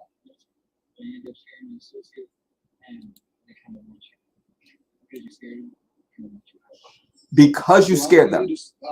Look how they're standing back there. Show me the camera. Come on, bro. Let's go. Look, that shot was important. Go back. When it sweeps around, wait. Show me the camera. Ain't nothing but Craig and Keisha and them standing there. Look, watch. Come on, bro. Let's go. Wait, watch. Look. That's it. Just us. Why is this white man allowed to even fucking be directing anything for another white devil? You got the force of blackness all right there doing not a fucking thing for us. Do you see what I'm telling you? Man, Look. I didn't say anything to anybody. They don't got shit to say. Which associate? What did I do? What did I do to him? You were taking a picture of one of the French over there. And I came too close to him. And you got really close to him.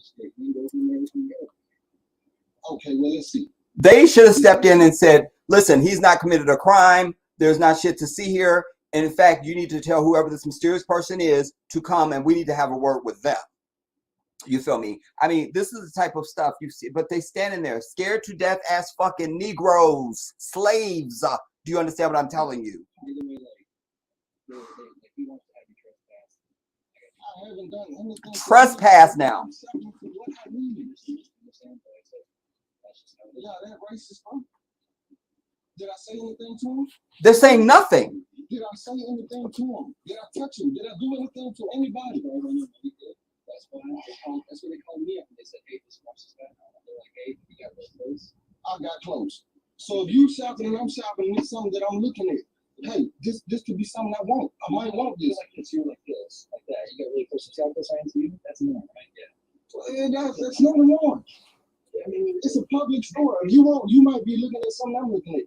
You might be interested in this. This right. Is the last thing, bro. If you looking at it, I'm looking at it. You don't want it, but I want it. Come on, bro. That's bullshit, bro. Right. Man, that's bullshit, bro. Come on. I ain't say nothing to nobody. Did I touch him? Did I brush up against him? As far as I know. That's bullshit, bro. That's bullshit. I ain't say nothing to nobody. I ain't do nothing. Shopping, minding my business, man. I don't know nobody, bro. I don't say nothing to nobody, man. I'm trying to do what I need and get up out of here, bro. How you doing? I got a brother that's a sheriff, man. I have a brother that's a sheriff.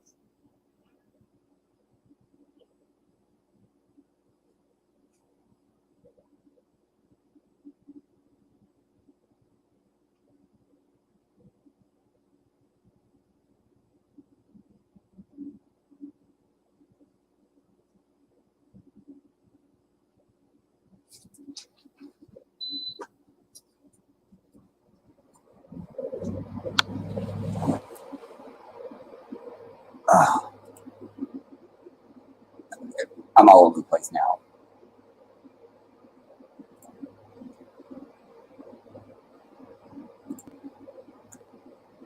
Just that he had no refuge in his own people, standing right there,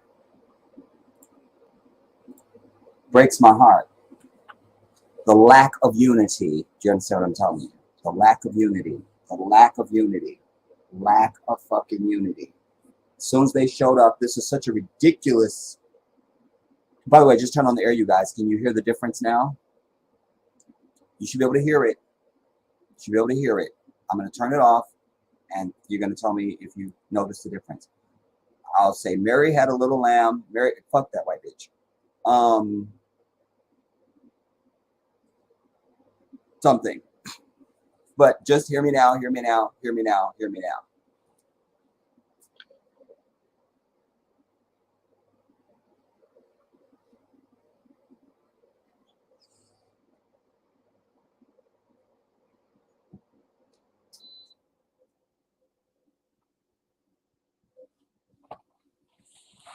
Now hear me. It's a difference. It's a difference. It's a difference. But what I'm trying to say is that, as you saw, he had no refuge in his own people. Where is our just sense of when you, this should be our calling card, everybody. When you see that, it's supposed to be good things. That's just what it is.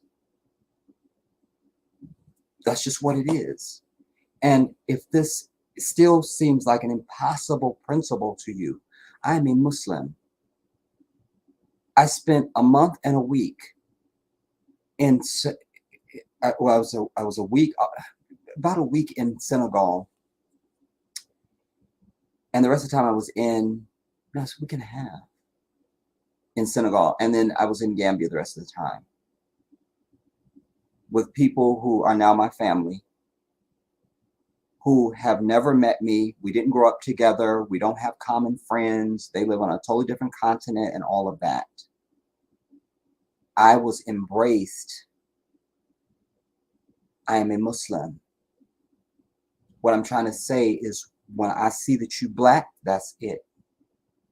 You see, we should establish the same rights that we have as Muslims.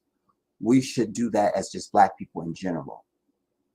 You have rights upon me because I'm your brother, and I have rights upon you because you're my brother and my sister. That'll take you a long way in life.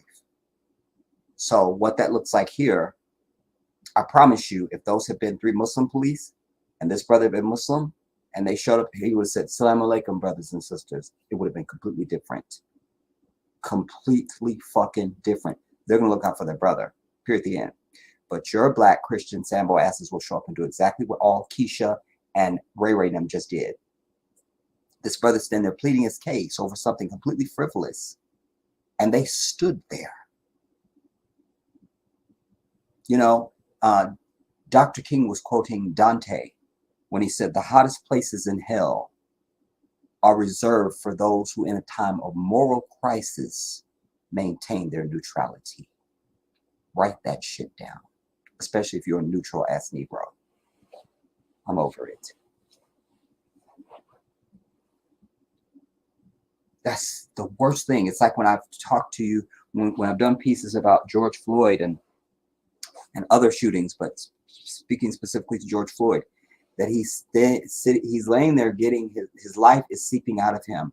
He sees other people that look just like him standing there doing nothing but just filming and talking to the fucking police. That's got to be the worst feeling. That's the last thing you left with. Black betrayal, black cowardice.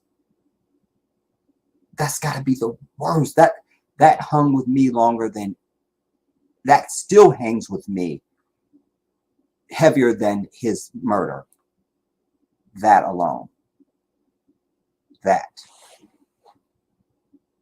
Let me just quickly come back to comments to see if I missed anything of what you guys are saying, what your engagement is.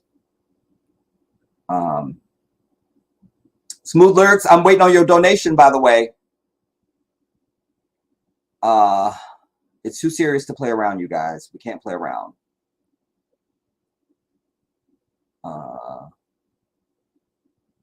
Sandra, you say, right, Jedi, she got to get on a healthy eating plan and she has to lose weight. Her doctor told her.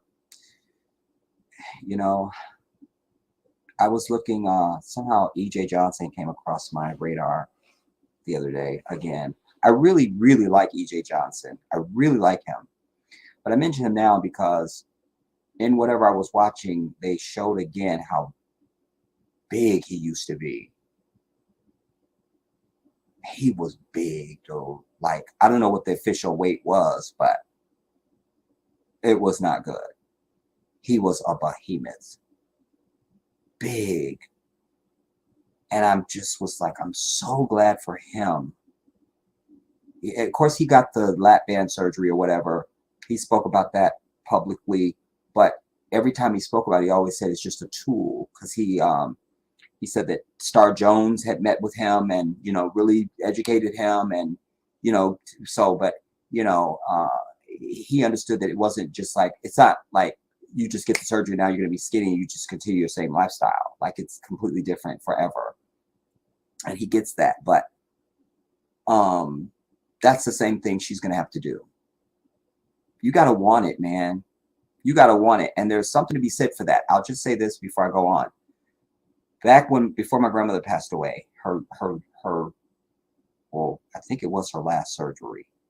Whenever she had her heart bypass surgery, I remember the doctor, Dr. Mahindra, took us into like the little chapel thing,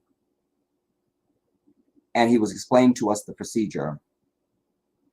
And he was like, you know, we have to cool the heart to slow it down. We actually stop the heart so we can, you know, do our thing. And then they have something they use to warm the heart. They said, but it's only her will to live. I'm not going to cry. I'm not going to do it. Where's my punch? Bismillah.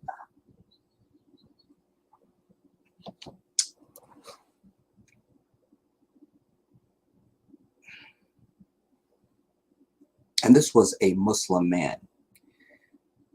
But he was saying to us, you know, it's only her will to live will depend on how long she's in the ICU. Like, the heart has to come back on its own no matter what they do. The heart must come back. And my grandmother was in the ICU for, it seemed like a few minutes. Like, we was getting the call, like she good, you know. But I mention that just because your will, this free will that God has given us, we just don't know how to tap into it. I hear and I read a lot of things. Muhammad Ali did something on this piece I was telling you about earlier. He was saying, you know, he has powers, you know. The guy was saying, I understand you have talents and powers. He goes, I do have powers and I can do, I figured all the stuff that he named. I'm mad that I can't recite it to you now. But he said, but I do. I don't know how I do it, but I can do it. He said, give me something. Give me a piece of paper. Give me a piece of a silver, foil or something. And the guy just gave him some thing, looked like it was like from like a cigarette pack or something maybe. And all Muhammad Ali did was fold it up and said, put out your hand. He put it on the back of the white man's hand. He goes, now that's going to get real hot for you in a minute. And 2 seconds later, the guy was like, oh my God, oh my God. And then they said, just anybody, any woman from the audience, just come down, see if it's still warm. And some random bitch came down from the audience. She goes, oh my God, it's still warm. Oh my God. He goes, I don't know how I do it, you know.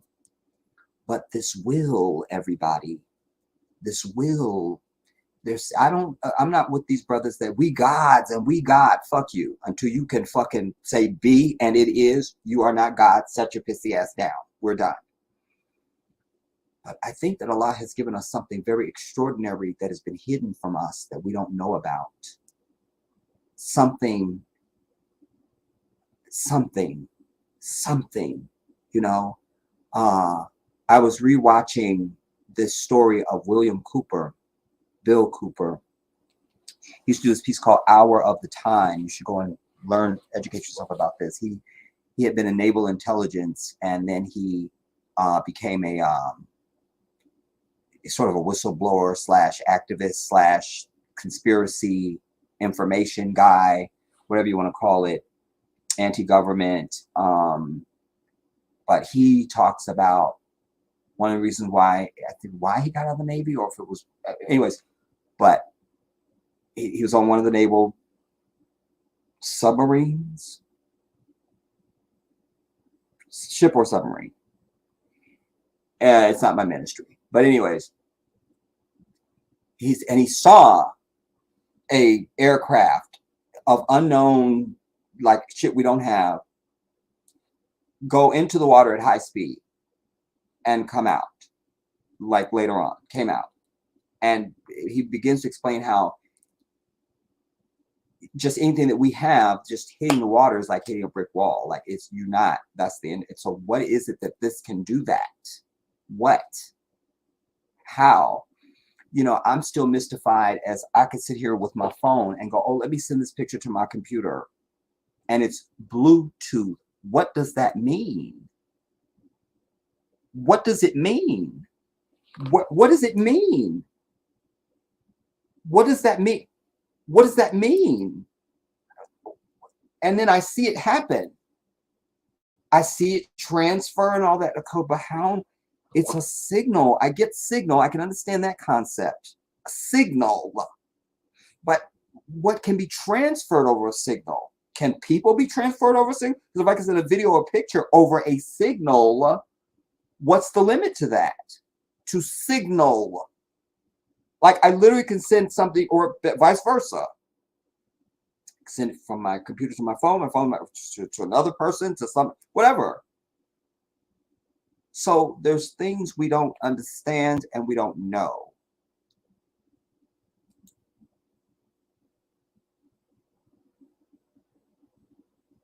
Smooth Lyric. Jedi, do you mind broaching any of these topics? Aliens, Drake wearing nail polish on his fingernails, Newsom reparations, etc. I don't mind broaching those, but I'm still going to ride your ass, Smooth Lyric, because I have to. Where is your donation to this mosque? Where is it? Where is it? Where is it? Where is it? Where is it? Make a pledge, make a donation, do something. I'm happy to oblige you. You want me to do extra work now? I don't mind. But I also have an ask. It just so happens, because normally I don't mind. I do this. Everybody who knows me will tell you I went from 2014 to 2016 or something like that. Did not monetize my channel. I would get emails every day, be a YouTube partner, because once you get to 1,000 subscribers, I was at probably 10 or 15,000 already or more. And they were bugging the shit out of me. You could be a YouTube partner. And I'm like, I don't need to be a YouTube partner. Fuck that. And it gave me great joy to be able to sit in front of my audience and say, I don't monetize my channel, because I want people to understand I spend my time to do this because I mean the shit that I'm doing. There's no other reason for me at all. At all. You never even hear me screaming, subscribe, subscribe, subscribe. I got to 23,000 subscribers and nearly 5 million views on my channel by just doing what I do. You understand? When I started, people hated that I had long videos. Then I started shortening my videos, and they're like, no, we like your long videos better. Well, the fuck? So then I got to a point where I could just dare my audience. Like, I'll put out a 3-hour recorded video. They'll watch it. If they will watch it, because I'm not wasting time in it. And what I have to give is valuable. Do you understand? I just say that so you can understand. I'm on a mission now. I'm trying to raise this money that I pledged and promised and gave my word that I would do my best for this mosque in the Gambia. The video is here on the channel. The video is also on the GoFundMe. You can click on the link underneath this video and go and watch the video on the GoFundMe, or you can go to the homepage of this on videos and see the video, whichever way you need to see the video. Whatever you need to do to give your little coins, you do that. But I need people to donate to this, everybody. We have to do this. We have to do this. We have to do this. Drake makes me furious. Smooth lyric. And I won't get into him now. And any man wearing nail polish. I saw an old episode. Well, I don't know how old it was, of this Niecy Nash thing. Don't forget the lyrics, or something with lyrics, where they play the song and then they stop at one point. You're supposed to know the rest of it. And I was insulted for all of Africa, quite frankly. But this guy was like, my parents migrated here from Nigeria, and fucked up ass locks. One coming down. He was constantly doing this shit, which means you don't wear locks all the time because it wouldn't get on your nerves if you did. And he was shaped like a porpoise. It was all his clothing was very girly. And why I mention him now is because when they got a close up on him, his fucking fingernails were fucking leopard. I was like, if you even say you're from Nigeria one more time, like, I'm not even Nigerian. And I was insulted and pissed and vengeful and everything for every Nigerian in Nigeria. I'm over it. Anyways. Son, you say, bless you, Jedi. And you go on to say, I seen that Walmart mess, but where was that at? I think they said it at the beginning of the video, and I was probably yakking and didn't hear it, or was still dealing with the sound or something, because there's a voiceover. I don't remember.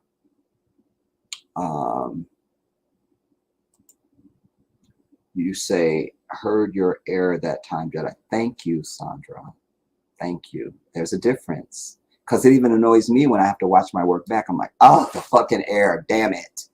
You know. Black Winter. Big shout out to you. Wow, I never thought about transportation via signals. This is why the Jedi speaks. It's why the Jedi speaks. All right, my next video is I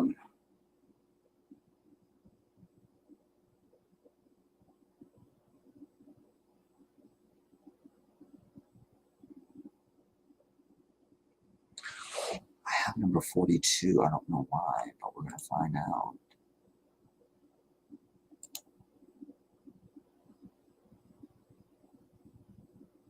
First, you need to get rid of the other video so you don't have too much stuff open.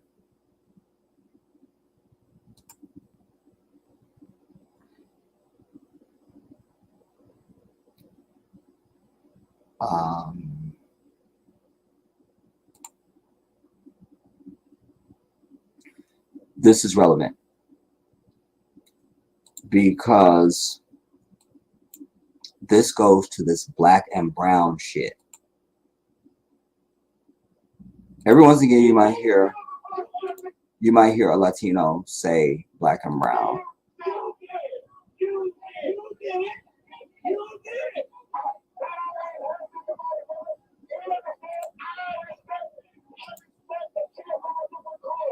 Wait. At the very least, says another Compton police source, Mexican mafia directive that.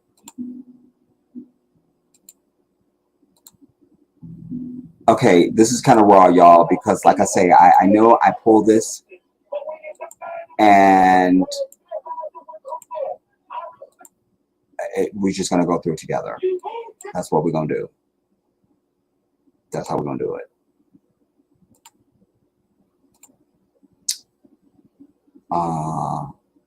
A window, this window, share.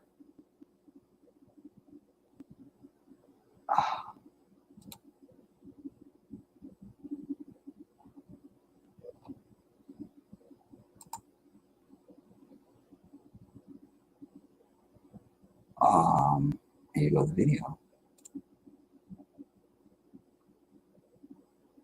Okay, hear this. I gotta go check sound.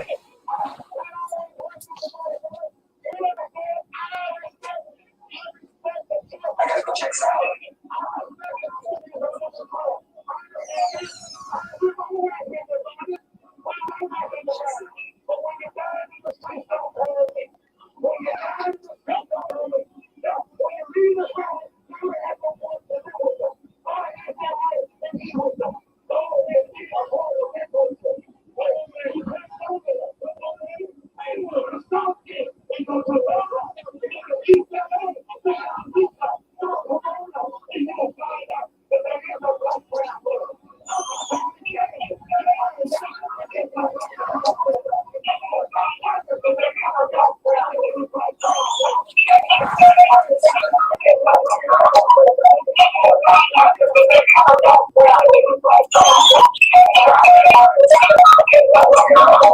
Sorry.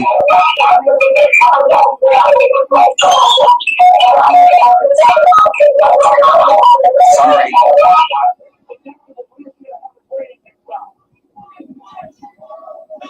It sounds fine, man.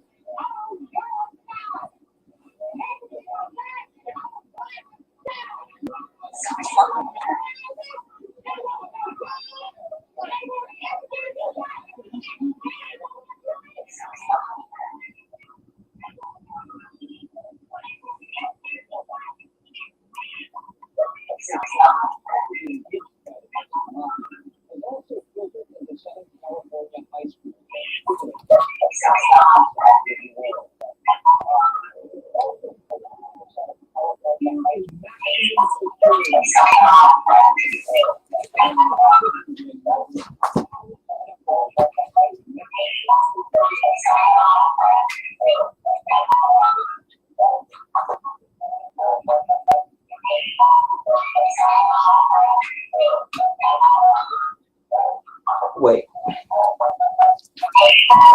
Okay. Shut the fuck up. I need you guys to check in and tell me what it's sounding like on your end. Are you getting this squawk box shit that I'm getting on my end? Like, what are you getting? I can't.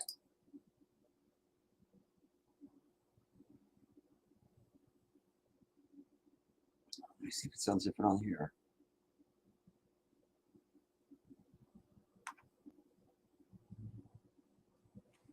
Wait, let me go out.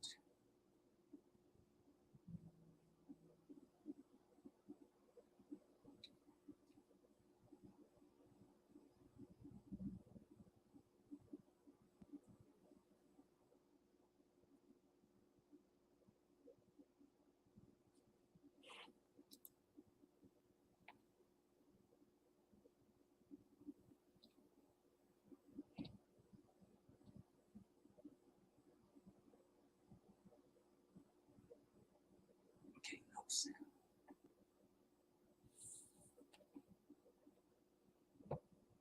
I'm getting no sense.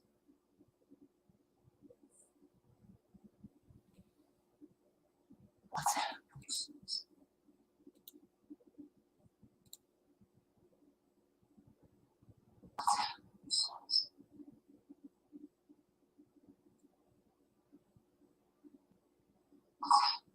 I don't know what that is.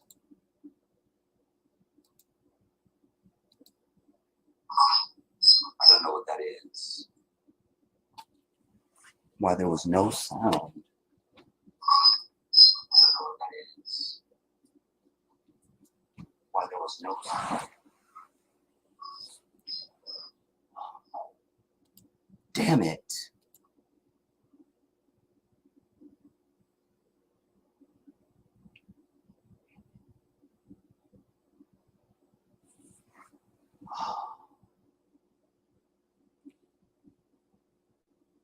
If at first you don't succeed.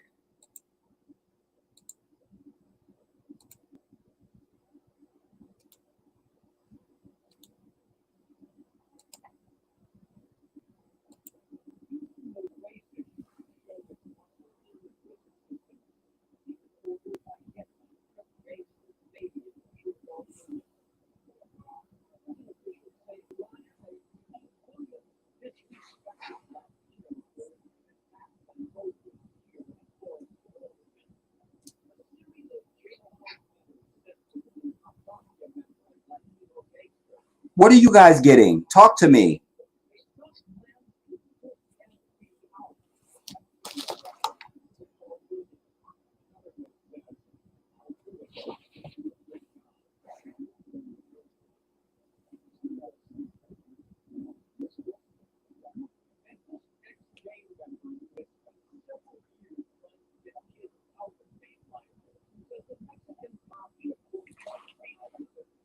Could y'all talk to me?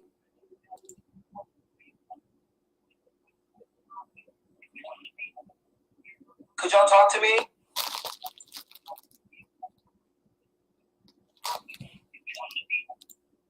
Could y'all talk to me?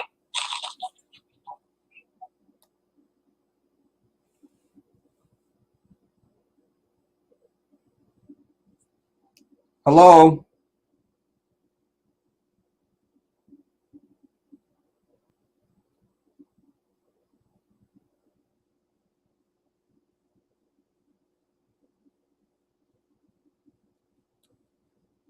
Thank you, Diamond. Something I can't see from here.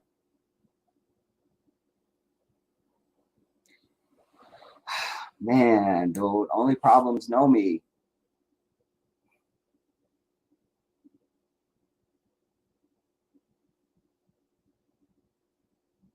The other ones were okay.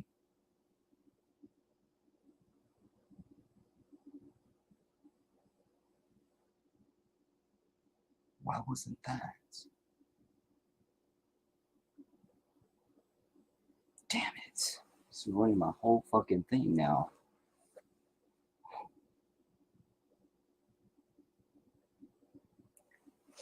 Well, I know this isn't going to work, but we'll see. Oh, wait, 3.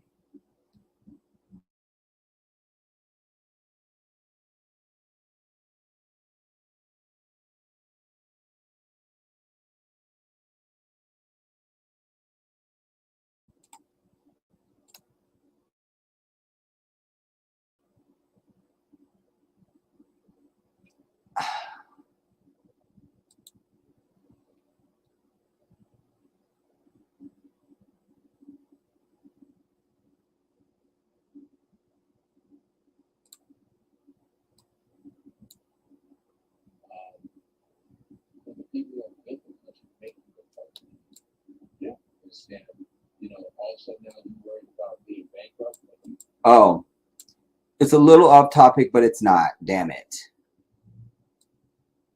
This was Godfrey.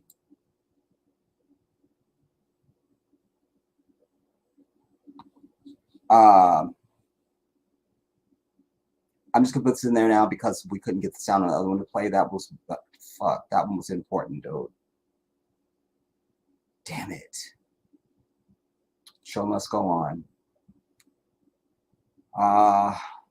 Yeah, I don't have a lot of confidence in this now because I don't feel like the volume is gonna really be up.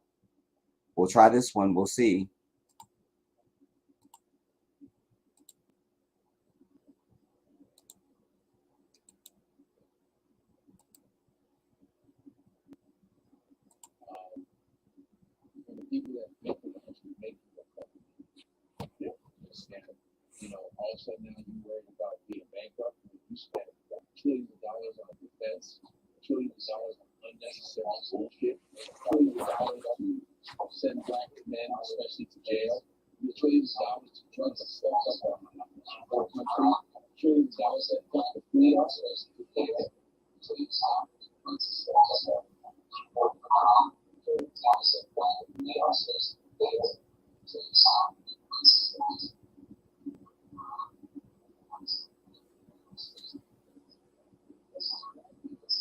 Plain and motherfucking simple.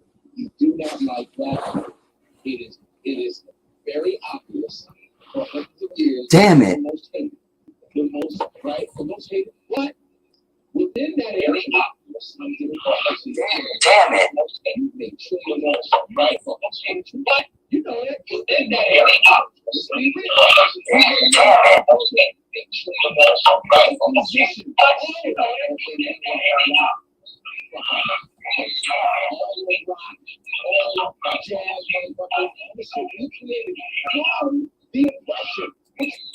I don't know why this is not playing, y'all. Like the sound is doing this.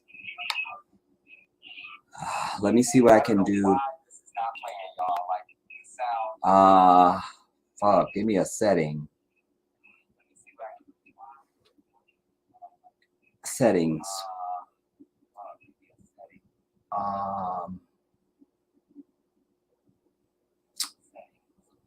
Audio.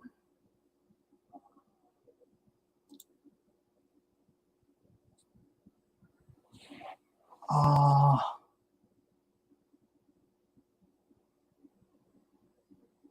is that there twice?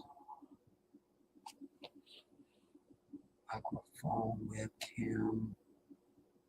Those are the same numbers, not understanding. Bitch.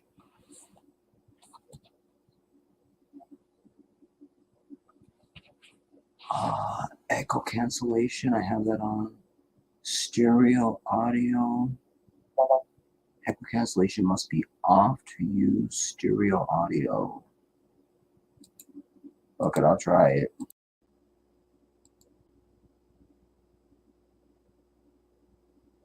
I don't want you to automatically adjust the mic volume.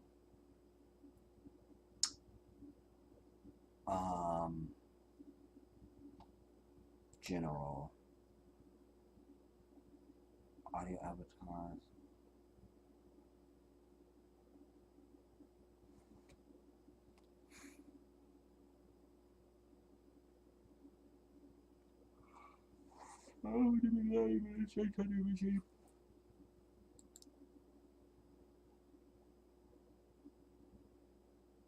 Default speakers.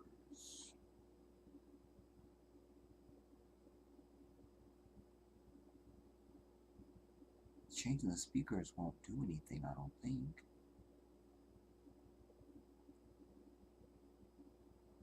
It's just, we talking about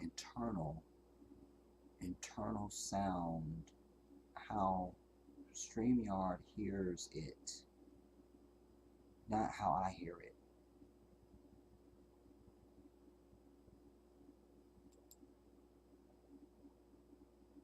See, I don't have this problem with the other fucking software, dude.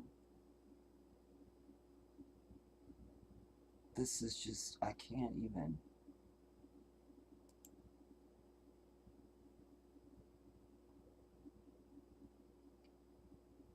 I wish they had something that said output, input, or something. Oh, man. Well, looks like we might have to,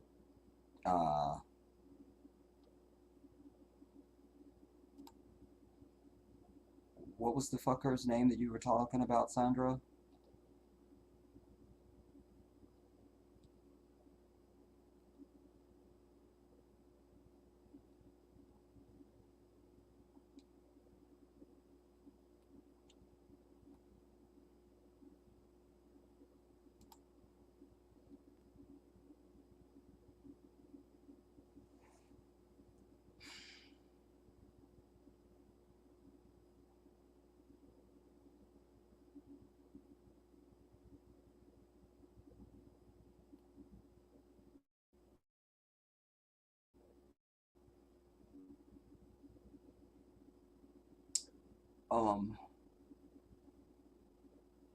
What did he do? Like, tell me that. Like, what, you know what? Here's what we're going to go to. We'll come to him, but we're going to go now to this other thing that I alluded to at the beginning, so you can hear this brother. He is everything. And we should be able to fucking hear it.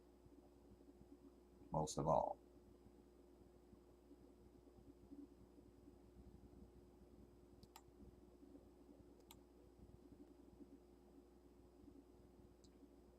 And while this is playing, then I'll see if I can find your guy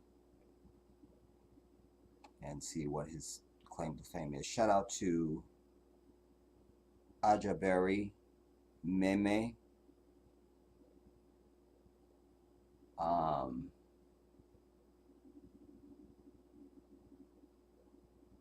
Yeah. This is way too much drama to share shit. It's just way too much. Now where is it? There it is.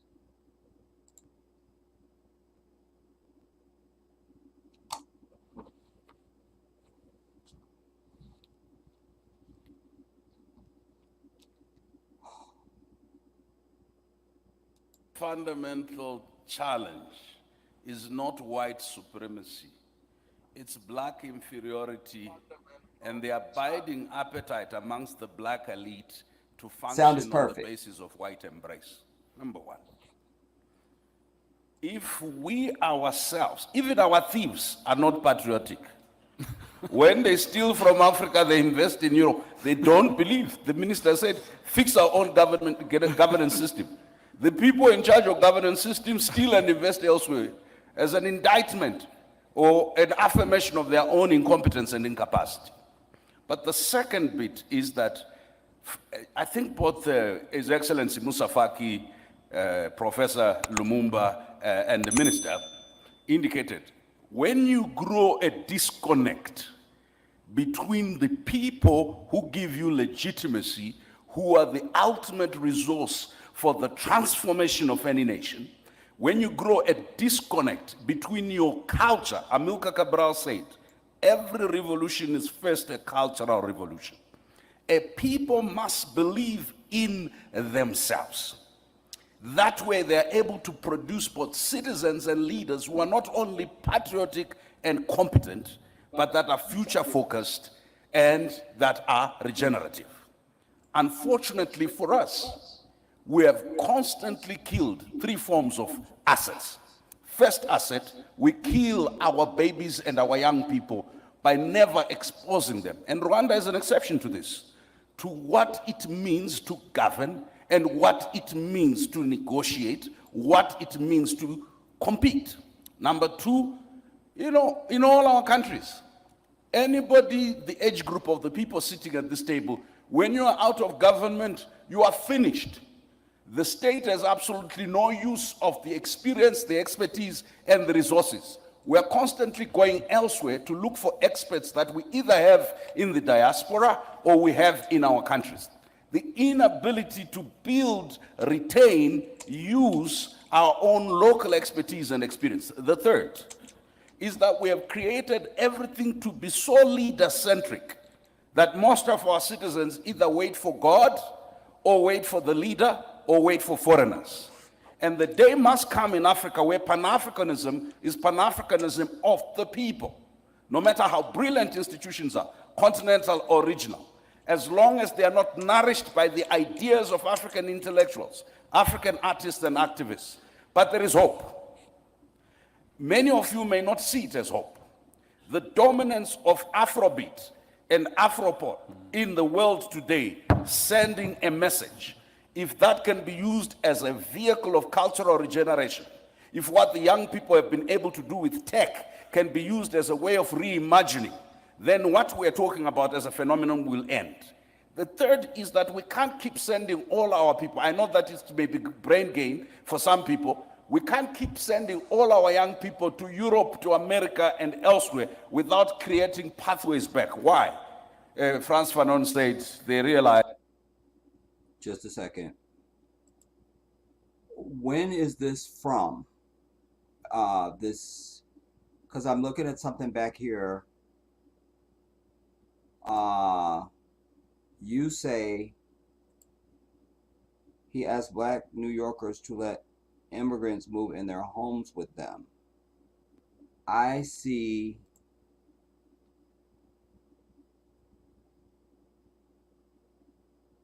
but that's from 2022, so strike that. Let me put something else in the search.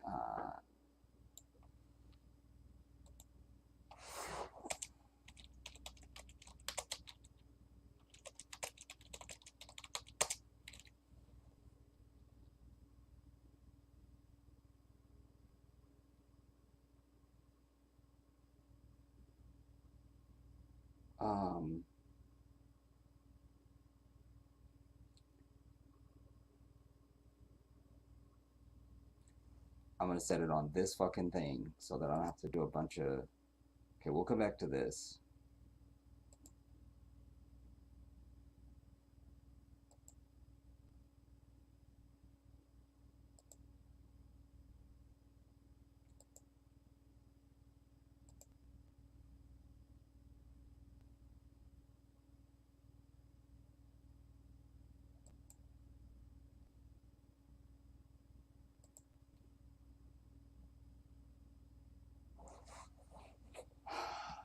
Let's see what this first one is.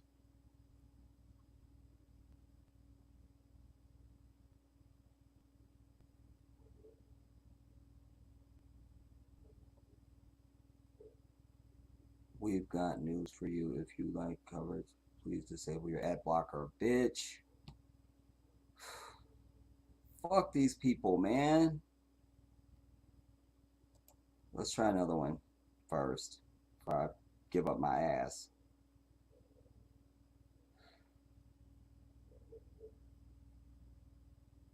But this is from 6 days ago. So that's the one we need. Ugh.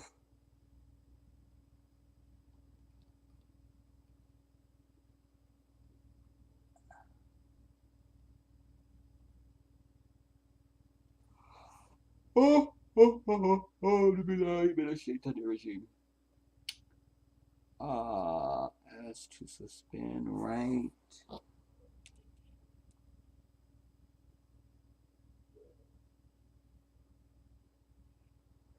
Long-standing right to shelter policy. That's from. Alright, we'll just fucking disable the fucking ad blocker for these bitches. Bitch. Mayor Eric Adams. This page.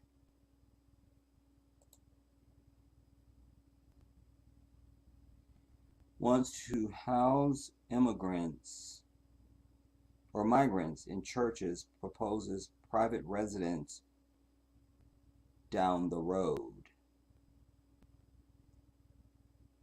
Down the road. Just 6 days ago.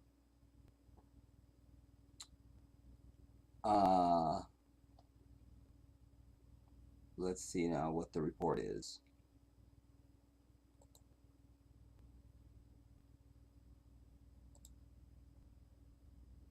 And hopefully we can hear it.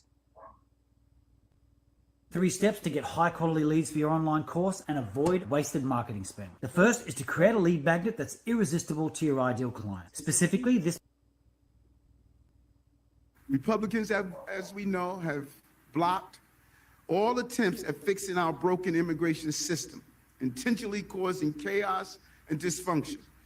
We cannot believe all of a sudden that's going to change with a Republican-controlled Congress. If we don't get it done through a presidential action, we are going to slow down the progress we need.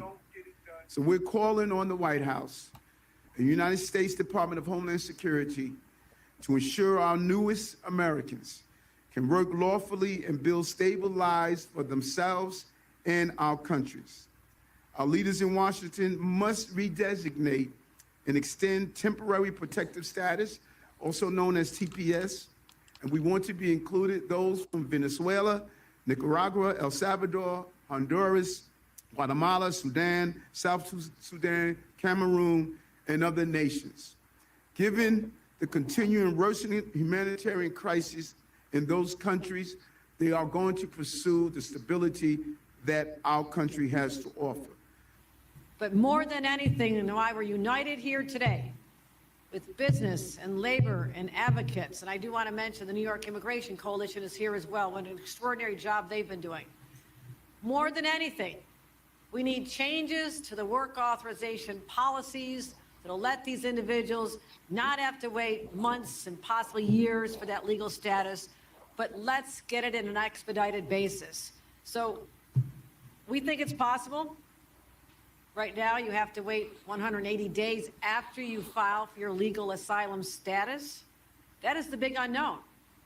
People come here, they're desperate, they're trying to figure out how to just get on their feet, they don't know the language.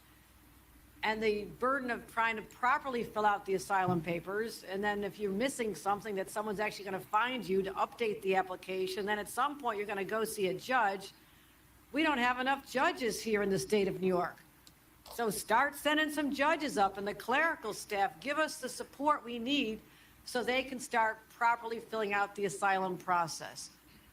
But once that's done under the current rules, they then have to wait 180 more days in limbo, not able to work legally in the state of New York. That's not working. That's not a solution. They're ready to work, they're willing to work, and they're not able to work. So we're spending a lot of money, we're doing what we can, but We need this help from Washington. And again, I want to thank our partners, and I've been in constant communication with Majority Leader Schumer almost daily on this issue for many months. Our Senators Kirsten Gillibrand, all the members here, and the entire delegation. We need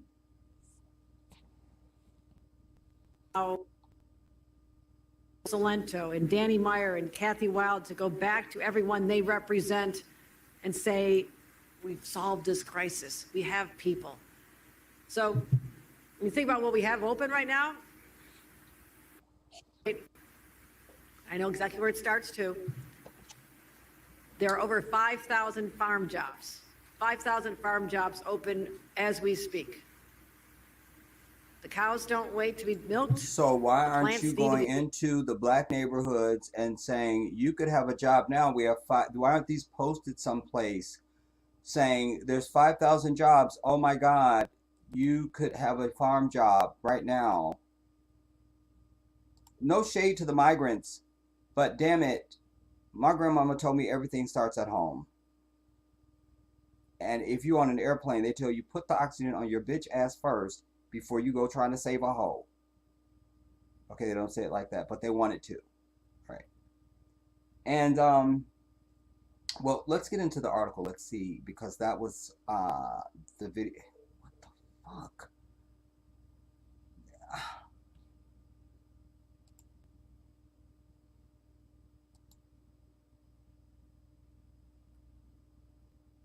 First of all, I saw some images of this when this guy was running for mayor. Something I saw. And I'm one of these black people, I can just look at you and tell. I already knew I didn't like him. I already knew he was a problem.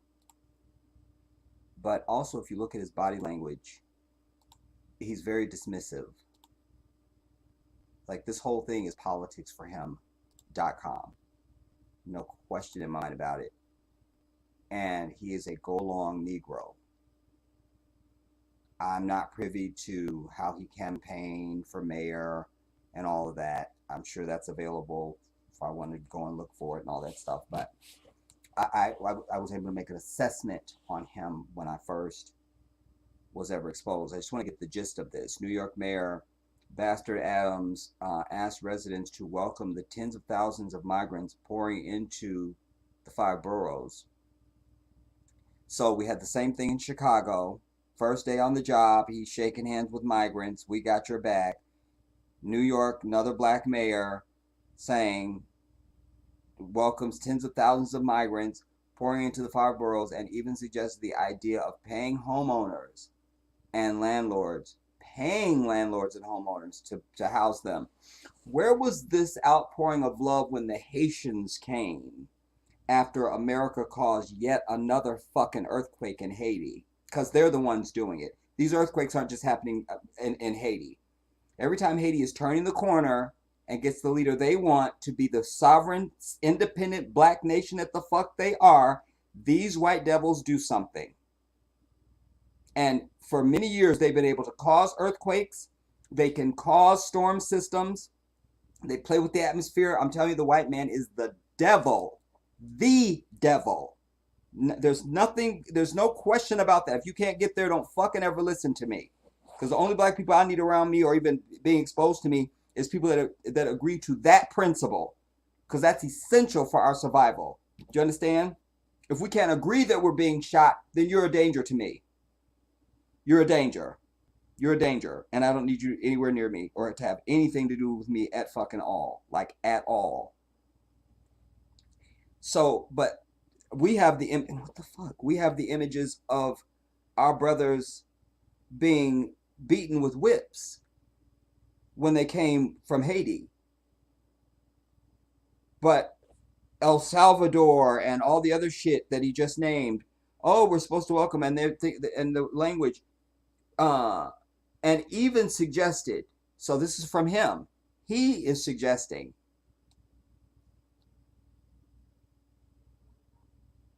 the idea, singular, of paying homeowners and landlords to house them. During a press conference, the bastard the bastard announced the creation of a 2-year partnership with New York Disaster Interfaith Services. Interfaith, bitch. They always prey on you weak ass Christians for anything.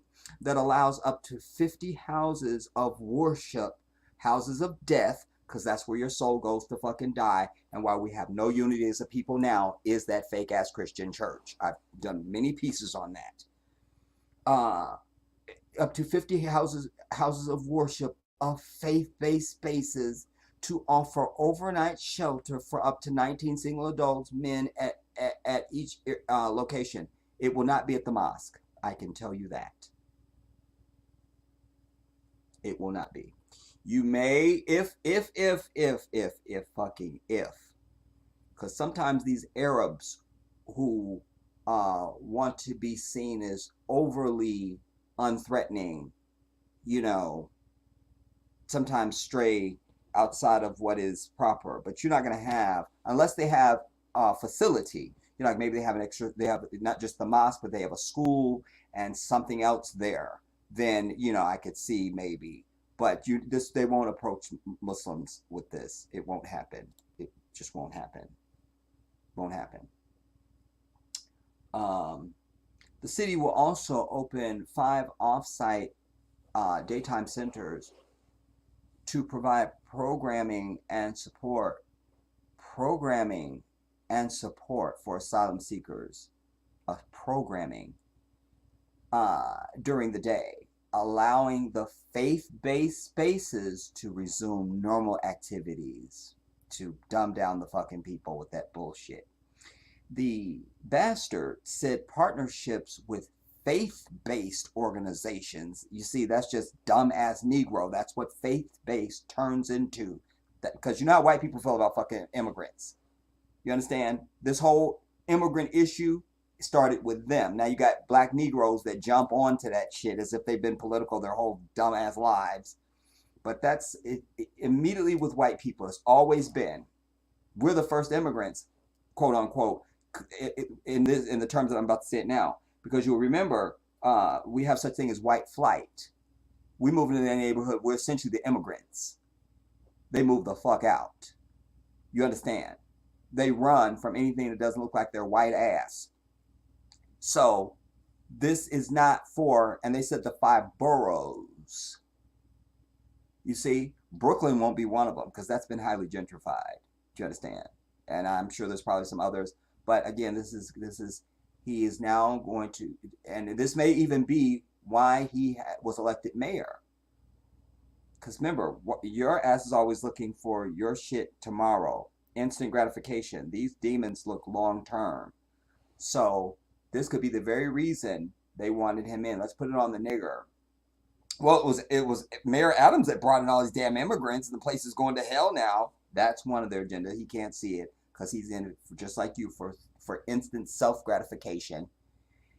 And then he will be the black face to go to the faith base, black dumb-ass black people, to forward this over. But one asks, why does New York need to have this? When I think of New York, I don't think of agriculture and, I think of other types of skill sets that these particular immigrants, typically we're led to believe, don't come here with. I don't know that to be true, but that's what my impression is. That's all I got. That's all I got. So why such a push when you have black people that are out of work? I don't have to go to New York to know that. I'm sure there's hundreds of black people that are homeless and sleeping on the street. But these people come and now you're ready to move heaven and earth for them? If it's not both and, then it's neither or. You understand? Like, if you're not going to help the people that's already there, then fuck these motherfuckers coming in.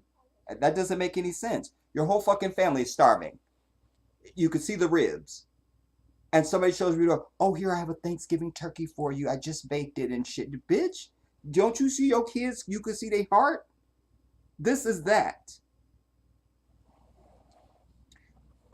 Said partnerships with faith-based organizations, which is a violation of church and state, have played a critical role in the city's response to migrants. And suddenly they're using the word migrant. That's why I kept saying where they come from, because usually it's immigrants. Language, everybody. So that's why even in the first one, I'm like, migrants, where are they from? Where are they from? What? Like, was there a disaster? Like, that I didn't know? You know. But no, they deliberately changed the language to migrants. Not illegal aliens, not immigrants, migrants, bitch. Migrants. And the city's role in the city's response to migrants being dropped off in New York City. And at full scale, this program should be able to offer housing for 1,000 asylum seekers while also having the potential to expand the house more, to expand and house more.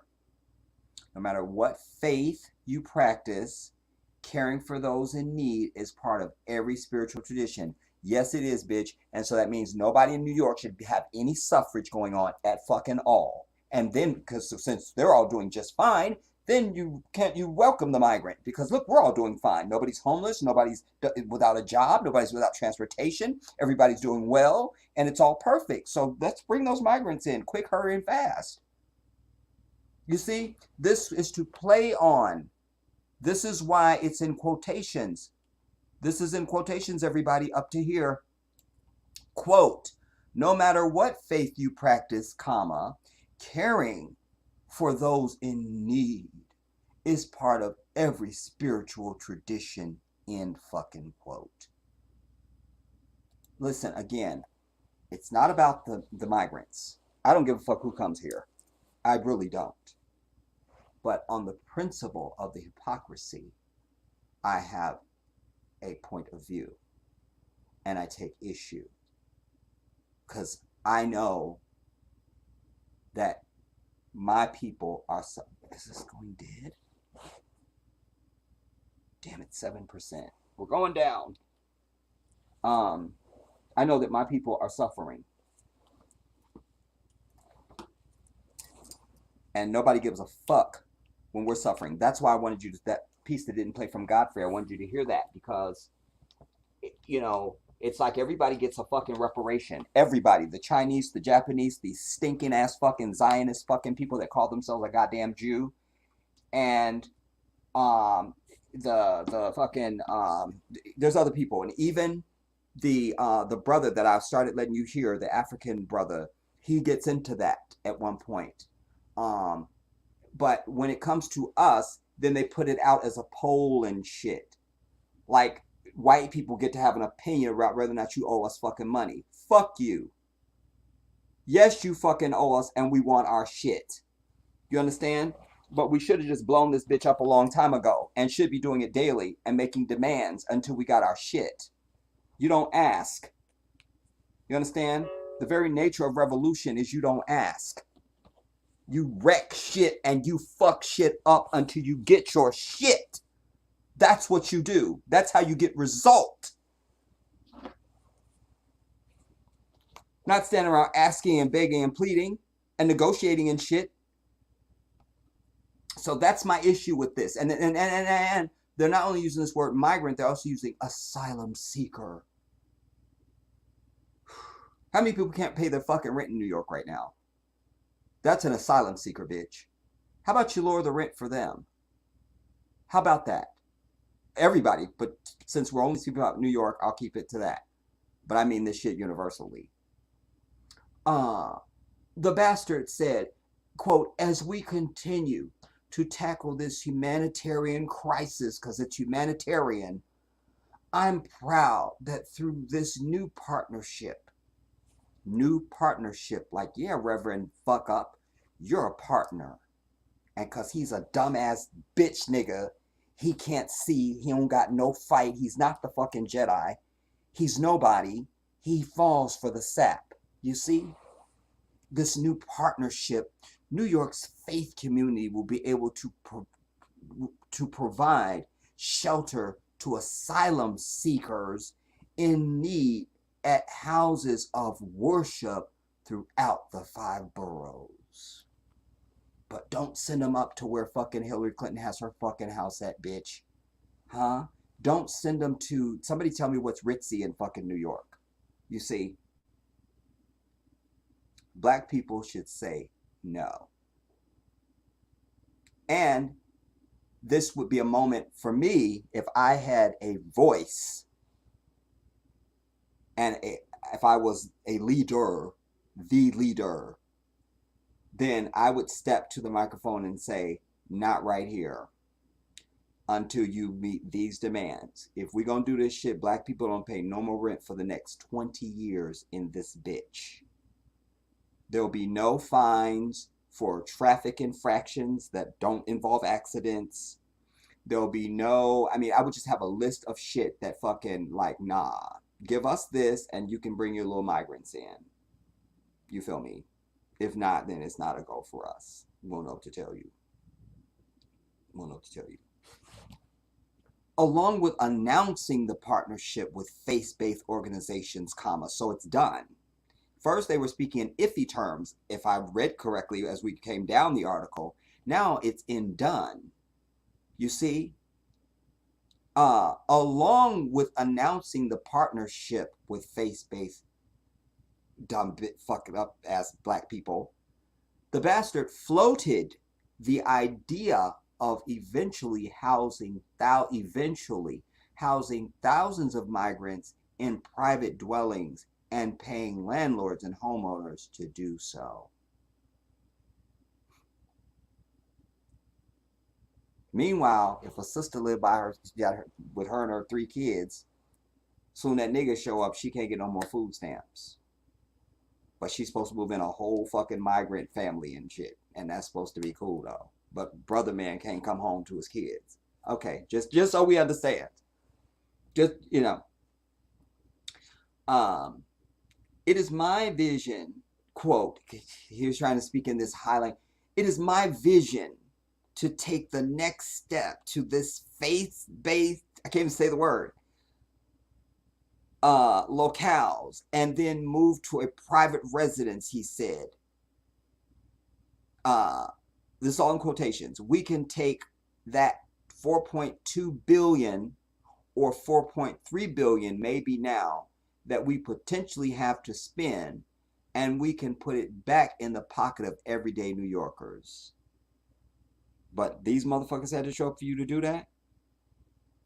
I would just move to New York right now just to fucking, like, I live here now. Now I'm making demands and shit. You feel me?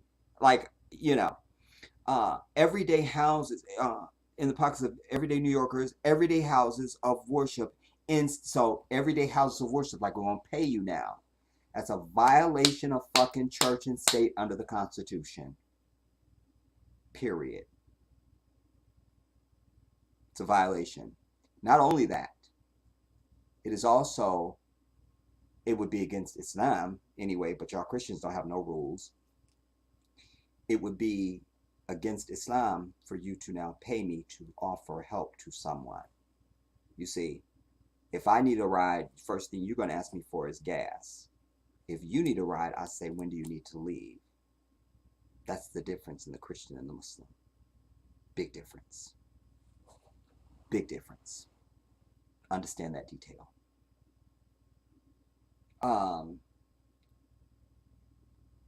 Into the pockets of everyday houses of worship, instead of putting in the pockets of corporations.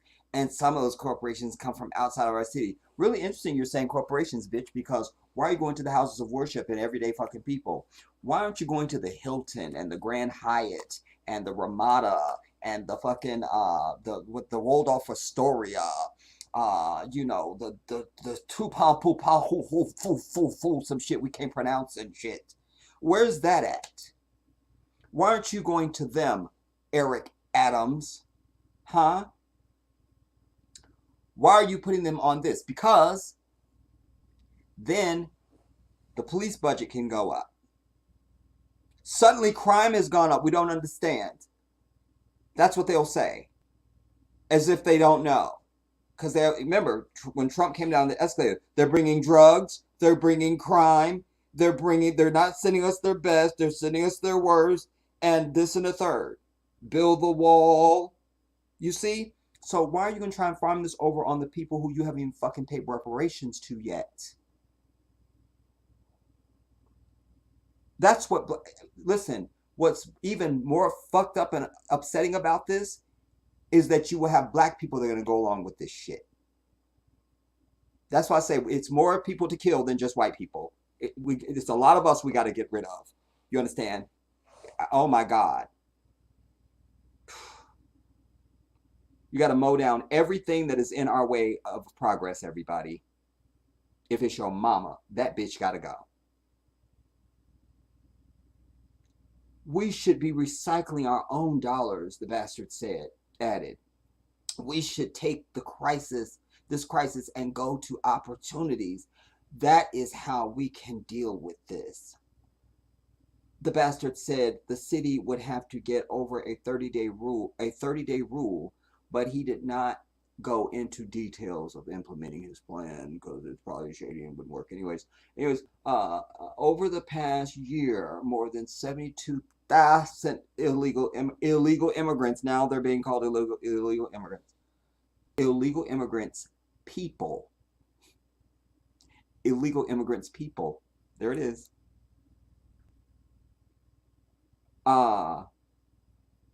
Have poured into the Big Apple, and over 45,000 of them are currently living in shelters and hotels paid for with tax dollars. How's that a problem then? They chilling. So send the rest of them there too. End of story. The bastard said this is not suitable or sustainable. Really? Because it's not sustainable for them to move into my house either. And I'm the first person to have a track record of having people come into my home and stay. Allahu Akbar. That is my truth. I'm that dude. You don't got a place to stay. I have room for you. Give a fuck. And you don't come through the door and I go, ooh, what you could give me. You absolutely can't give me shit. That's the way to do it, everybody. That's the only way to do it, or you're not really trying to help somebody. You're not. You are not. You can tell yourself whatever the fuck you want. You let somebody move with you, you take even a copper penny from them. Fuck you. But this is not sustainable. We cannot continue to sustain this with the inflow that we're receiving, he said. I don't want anyone to believe that this is sustainable, because it is not. He really went in on that. It's not sustainable. Don't even think it. Please don't bring it up. It's not sustainable. It's not sustainable. Fuck you. It's not sustainable. So either is this. And why do you want them here so bad, Eric, if that's even your real name? You see. But again, I'm one of these people, you do some shit to me, I do it back to you just because you did it to me. Not just for the fuck of it. Just so you see how it felt. Because that's what's righteous. So in my perfect world, we have a whole bunch of fucking Nigerians just come here, or fucking Ghanaians, or just anybody from Africa. Just a bunch of them just come here. And let's get some more Haitians coming to New York and see how the tone changes. You see, you got to be able to test motherfuckers where they stand. Right where they stand. There'll be no cushy landings here. Nah. But the proposed plan, the bastard claims, will help and is cheaper. No. Let them stay in that fucking 4-star hotel, bitch. I'd be right up at the Waldorf Astoria, chilling, ordering room service and everything. The immediate needs the city needs. The immediate needs the city needs. Writer and editor and a publisher, they can't, I'm over it. The immediate needs the city needs. They could just said the immediate city needs, or or what the city needs to address immediately, or some bullshit, like not the immediate needs the city needs to address are getting work permits. So it's not one where you just house them. We want them to be gainfully employed immediately, like jobs and everything, housing and jobs just coming out of the air. Just so leave the country, everybody. Leave your shit where it is. Leave the country and come back as a migrant to New York, so you can have a place to live and a job. They're doing it. You saw it. You saw it. There you have it. So there you fixed it. That's how we do it. That's it. And we should get all the homeless people gathered up in New York and tell them to go and join with the migrants. Go over there because you're a migrant. Tell them you're a migrant. You'll get a place to live and a job.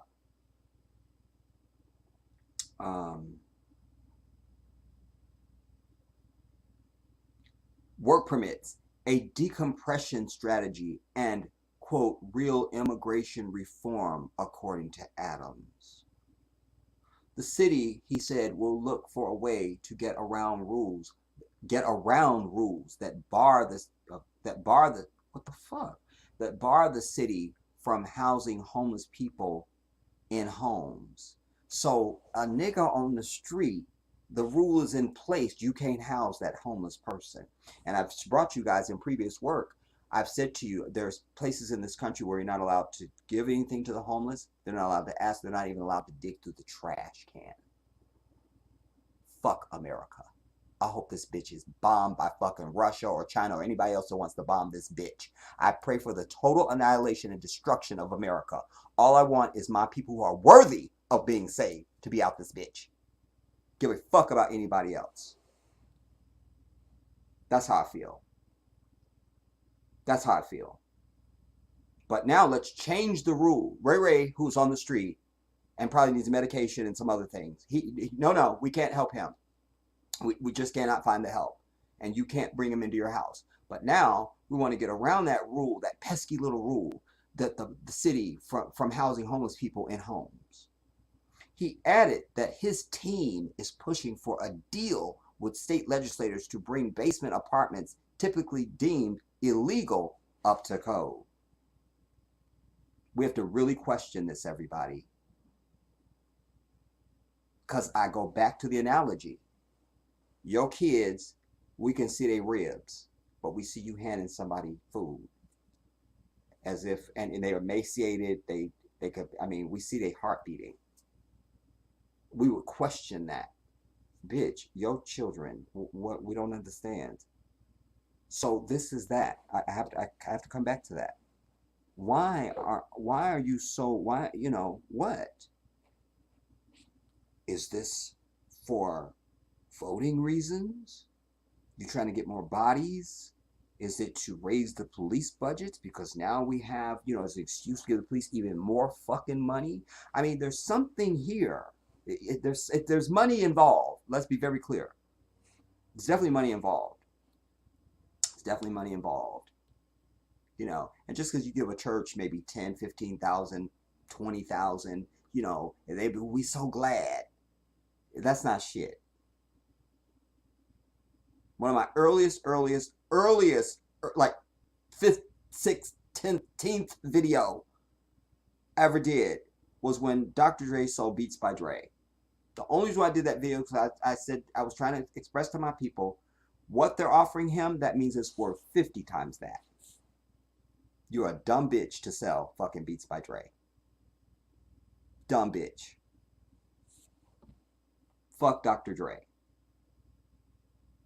Tell him I said it. And he could see me.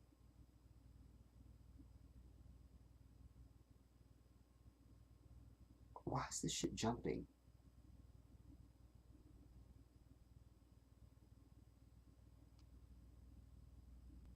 Oh. I read that.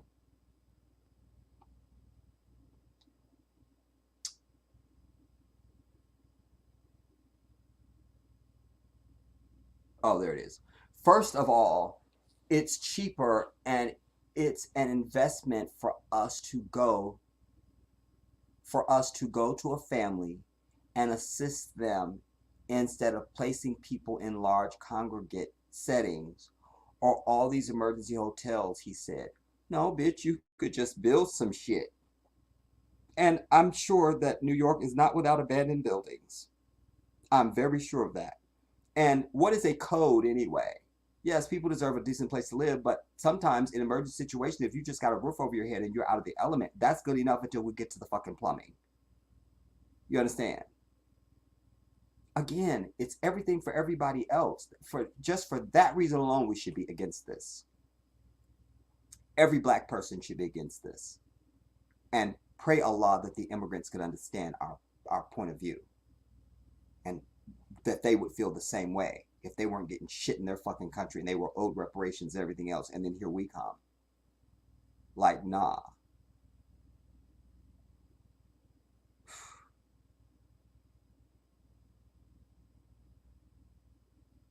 The New York Post reported that how much more of this shit is left? This is the last part.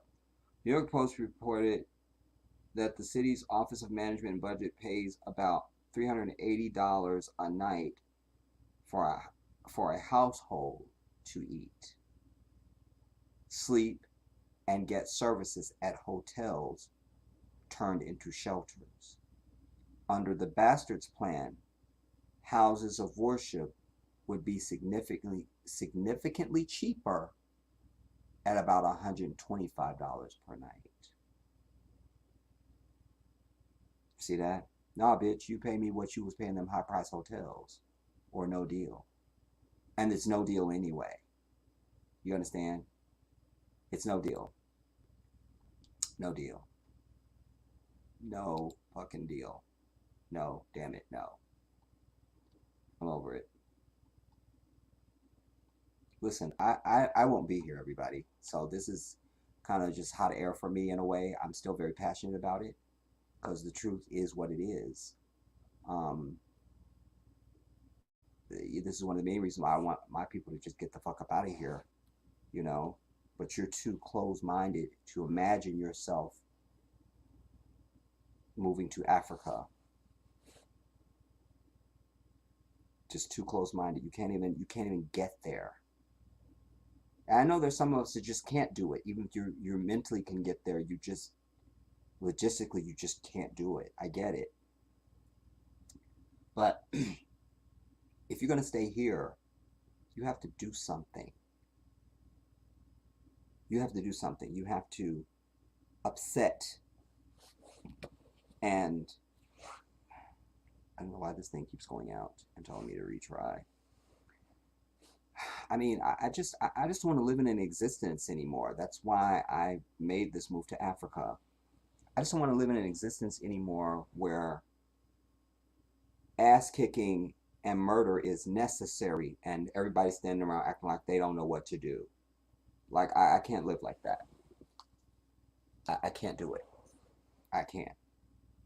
This is that. This is that. You haven't been violent. You have not shown any pushback on anything against us. So this isn't even asking these houses of worship. It's just going to be done. Because most black people are blown over like a feather. That's it. You don't even know what the experience is to stand in a storm and let it pass you. That is what makes you strong. If you give in to every storm, you never grow. But most of all, you will not become strong. I'm strong. I'm a strong man because I weather the fucking storm. Because my principles are in the right order. The shit that matters is in the right order. I prioritize my shit the right way. You're not going to compromise me. You won't do it. You can't do it. It does not happen. It won't happen. Won't happen. Because I carry a real fear of God in my heart. And a real fear of the last day. And where I'm going after this life. That immediately elevates my character over most people would ever meet me. Period. I'm over it.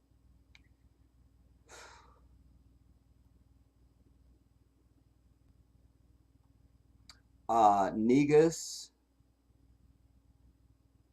that dude from White Chicks is sexy. All right, moderators, get rid of this bitch ass bitch. We don't have that faggot shit over here, Negus. Take your ass. And Cynthia G, fuck her, and you, take your shit. Get rid of this person, everybody. Do it now. Do it. That's why you're a moderator, so you get rid of the roaches when I ask you to. Make it happen. Anjane, you're another one. You called me, I called you, or texted you, and in the interim, Kai and I got on the phone. Then when you was like, yeah, you're clear, I apologize. You say they can help everyone except the poor black people paying tithes.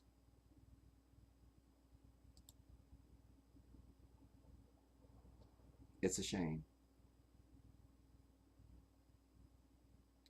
Andrea, Tribeca is Ritzy area. Okay. Fuck, I've heard of Tribeca for some reason now that you mentioned it, Andrea.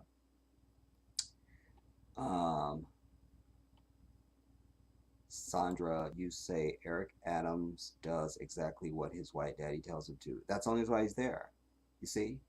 If me or any nigga like me was the mayor of any of these bitches, or a police chief, or a judge, or any fucking thing, that's what I'm telling you. You don't have any black people in high places, everybody. You don't have them. You don't have them. You don't have them. You don't have them. You don't. There's nobody to celebrate. Nobody. Nobody. Nobody that you can name off your tongue that is a household name, or is in your lexicon, is in your speech. None of them is black people. Period. Not even one.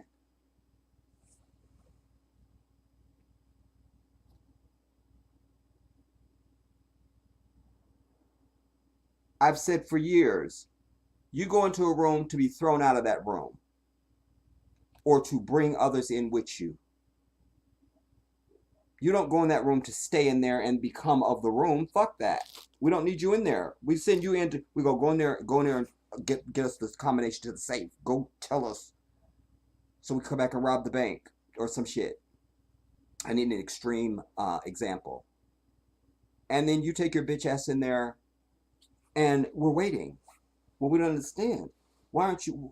We know they come back with the combination for the safe.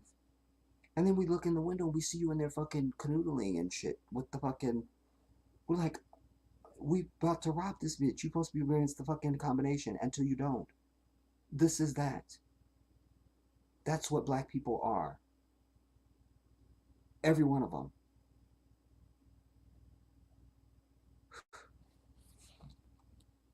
Black Winter, another shout out to you. Anjane, you say, hello Jedi and fam, I forgot to speak. It's fine. That's to Anjane from San. San, you say, Eric Adams told the New Yorkers if they let the illegals move in with them, he will pay them, total strangers that you know nothing about. Yeah, so there's a safety issue, you know. I mean, I obviously if they let somebody move in, they would be they have some way if they've documented them and they know that person is at your house. And I'm sure that's all fine. But again, we reject this, you know. Got rid of that person. Thank you, Andrea. You know, we reject this. For the reasons that I've said, you know. Here in California, they are now, the panel that was supposed to approve reparations has approved it, and then it goes to something in the governor, but then the governor is already signaling that he's not going to approve it, you know. Then California should be burned the fuck down. The bitch should be burned until it falls into the ocean by black people. Like, that's the only way we're going to get what we deserve, everybody. They're going to play footsies with our generation and the next one and the next one and the next one. That's why violence has to be on the fucking hearts of black people. If you don't have a violent bone, you may as well just dig your grave now and just get in it. I mean that shit from my soul. You might as well dig your grave and step in it, because you don't get anything without a demand in life. You understand? You don't get anything without a demand. You don't. You don't. And least of all from fucking white ass people. That's what's real.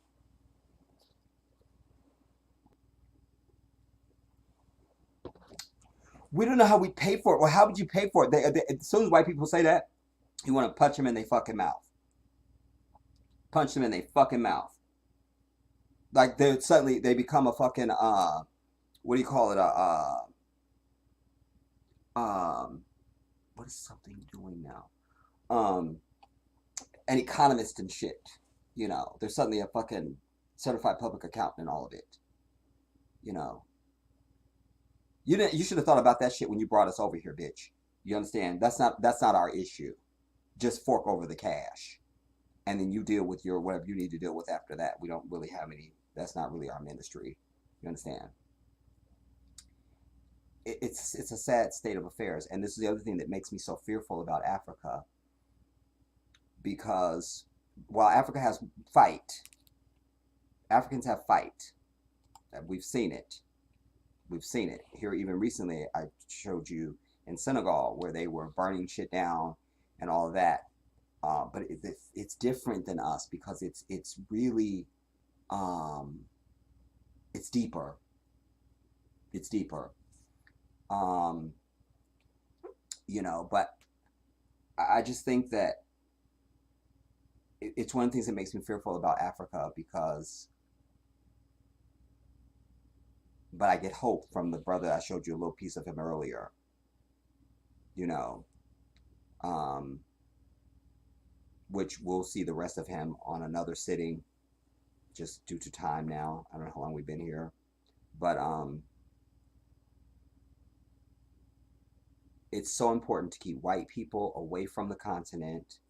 It's important to have leaders in place in Africa who have a healthy hatred of white people and a very keen sense of distrust for them, and to have all the trading and the resources. First of all, there needs to be more manufacturing and processing of natural materials on the continent. Like, fuck sending that shit to people and then they get to process the shit they sell. Fuck that. We do all the refining. We do everything. You buy the finished product from us, bitch. Or you will never have it. We own this. We have this. You know. And if that's going to mean killing off African leaders, then that needs to happen. You know, Africa is a very young continent. And more, especially with the internet and information age, these newer generations of young Africans, they see. And they're not idiots, so they can deduce, like, wait, our shit should look like that over there, better. We have this, how come we don't look like that? You understand? So violence is how white people have and are doing.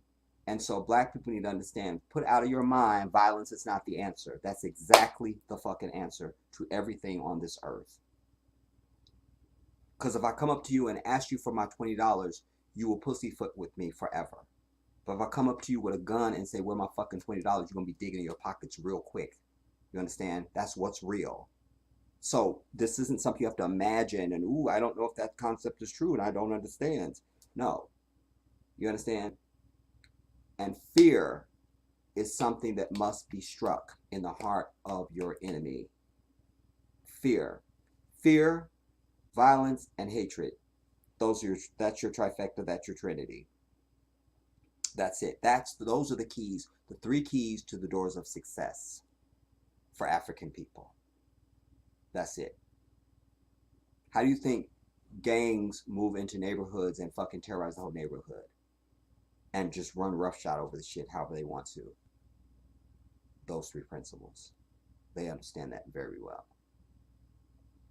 They understand that.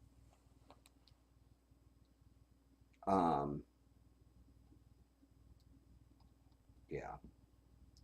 So, anybody in New York, but black people everywhere, quite frankly, and if we had organization, then we could be sending letters, because if it was the fucking fake ass stinking ass Zionists, they would write a letter, just one letter would be sent to the mayor's desk, and it would all be over. Anything they didn't want to happen. You see,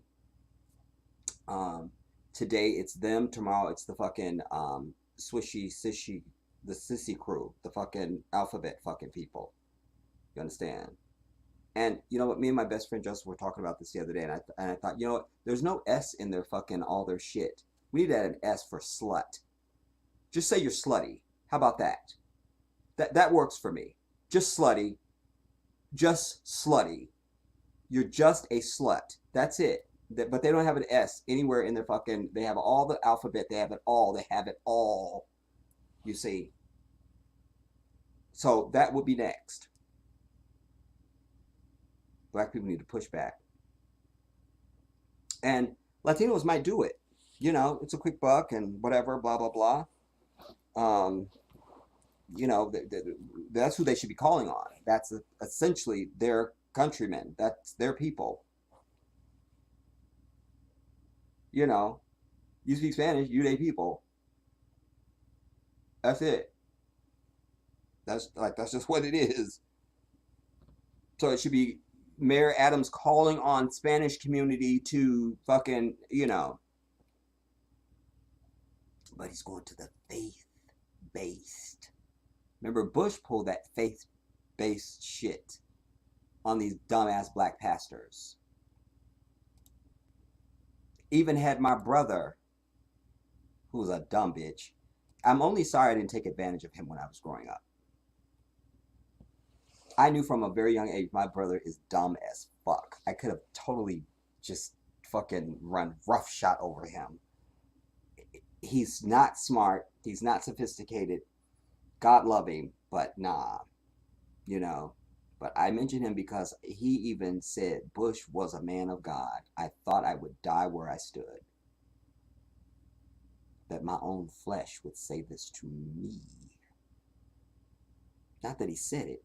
Well, that he said it at all, quite frankly. But that he would say it to me. That was two things. You're dumber than I fucking thought, and you don't know who the fuck I am at all. Evidently. Wow. Wake up, black people. Wake up. I'm gonna go. I'm gonna make one more plea. And it wears me out, everybody, because of the reasons I stated earlier. White people don't have to beg for anything. They just spontaneously fucking support their shit, you know? And we don't do that. So we have to ask and continue to ask, continue to beg, continue to ask, continue to beg. I'm asking you, I'll put the fucking video up on the screen right now. How about I do that? And you can't act like you didn't see it.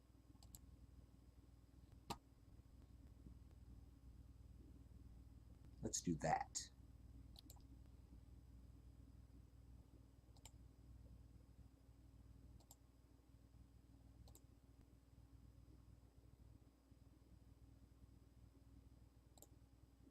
Oh, alhamdulillah, this is it right here. Allahu Akbar. This, everybody, is for the Sanchaba Mosque in the Gambia, West Africa. There I am standing in front of the mosque in Gambia, West Africa. And if you scroll down and click read more, you will see the 30-minute video that I produced. It's longer than that. I had to edit it for you. You will see the video that I produced. I will just play it for you. Why not? But I'm sick and tired of people just going past me like I didn't say shit. when if you watching me on a device, you have at least $1 to give. Let's come together over something, everybody. Because the other thing that kills me is if I sat up here and I needed a fucking kidney, I would know my days would be numbered. That I couldn't count on people to give a fucking $1. Do you understand? This is very serious. This is not something to play with. So here it is.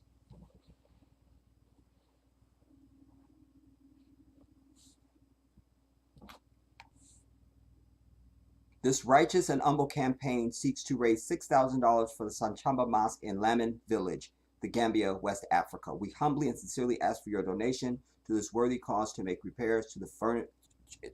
I can't read my own shit fast enough. And I usually try and slow it down so that you can have time to read it. I hate when stuff goes too fast for people to read. I don't like that.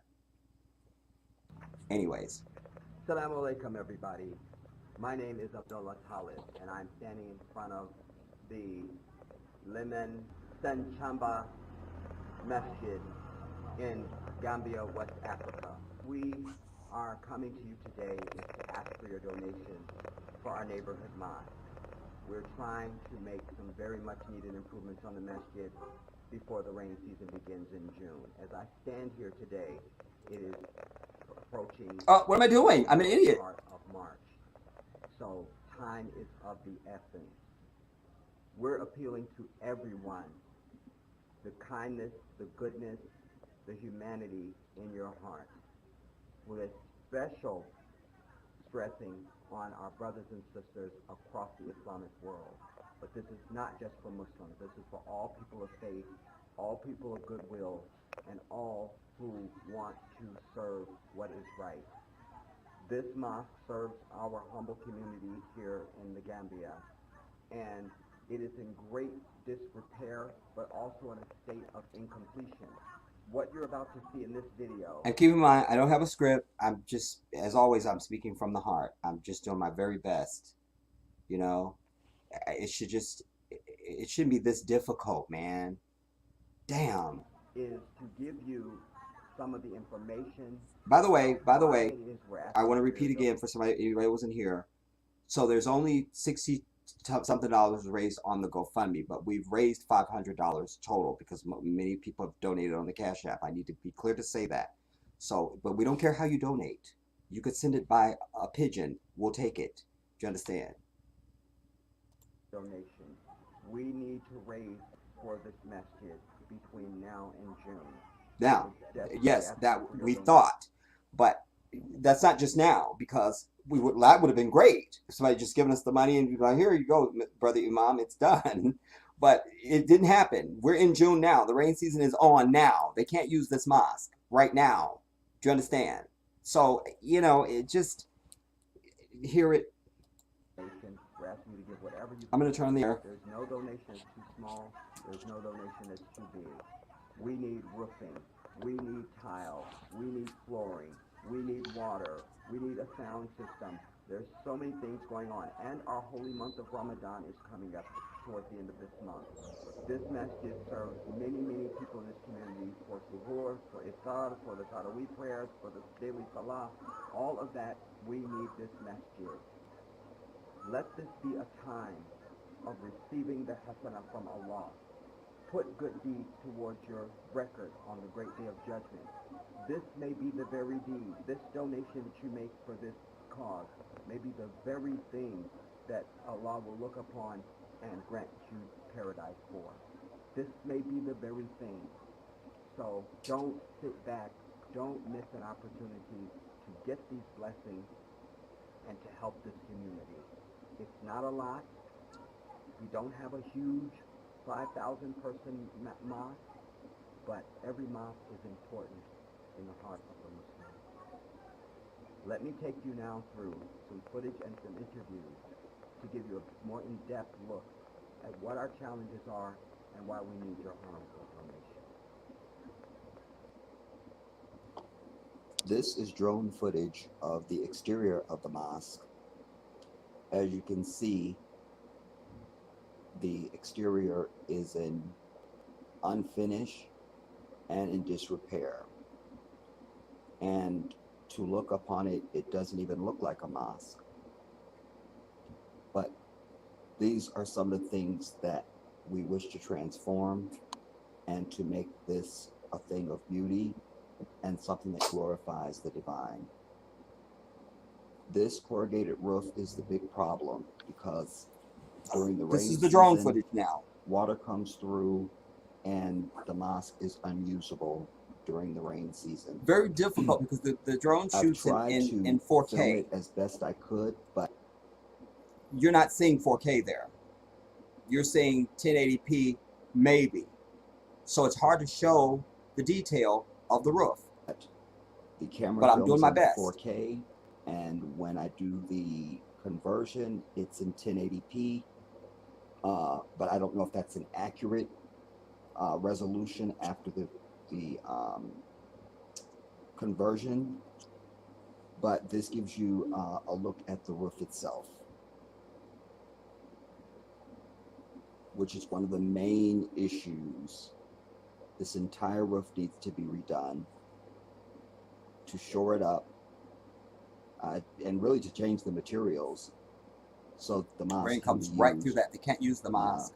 And when you see the interiors, you go, oh my God. Season. And we've just done our best to film this. It's worth it. Let me show you something really quickly. Very quickly, very quickly. Let me turn the air off.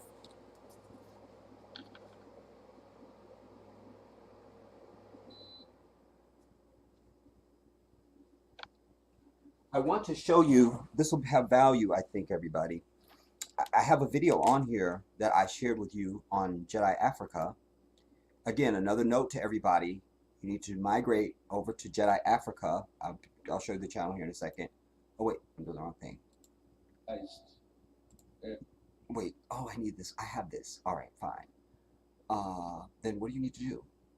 I need this. No, I need search. What is happening? Oh, I can't see my search.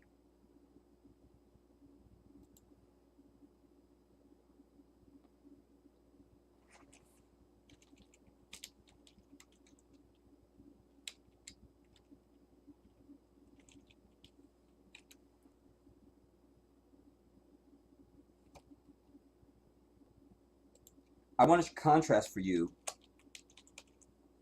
I want to show you the mosque I was in, one of the mosques that I was in.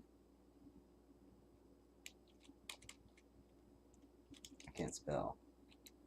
In Senegal.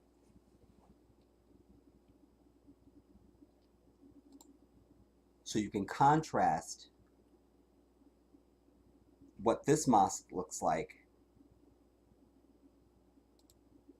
and what we're trying to do. But well, let me just get to this. Which one of these?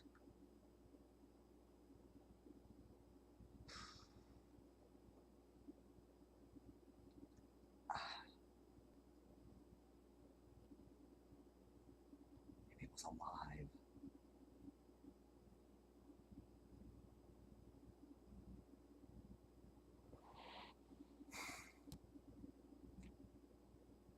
I'll take a chance on this one.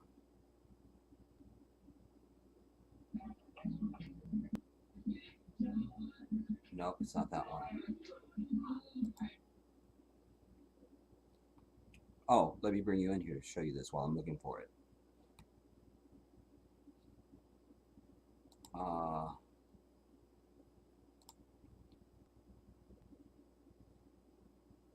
We'll pause that.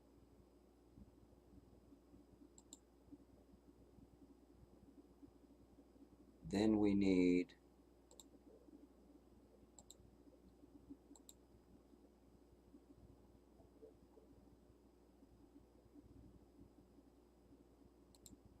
that's what we need. Oh. By the way, this is Jedi Africa, everybody. That's what it looks like when you go to the channel. You see this picture of me looking very hideous, but there I am. I need footage. That's Gambia. We need, I need, okay, let me go to the regular videos. Senegal.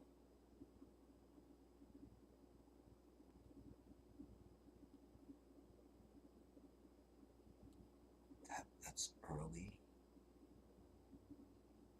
And it could be in this one we're gonna try. Make sure you're getting this. What's up, everybody? This is the Jedi. Oh, we can do without me. Okay, this is me. Yeah, I think this might be it because I was showing you me walking to the mosque.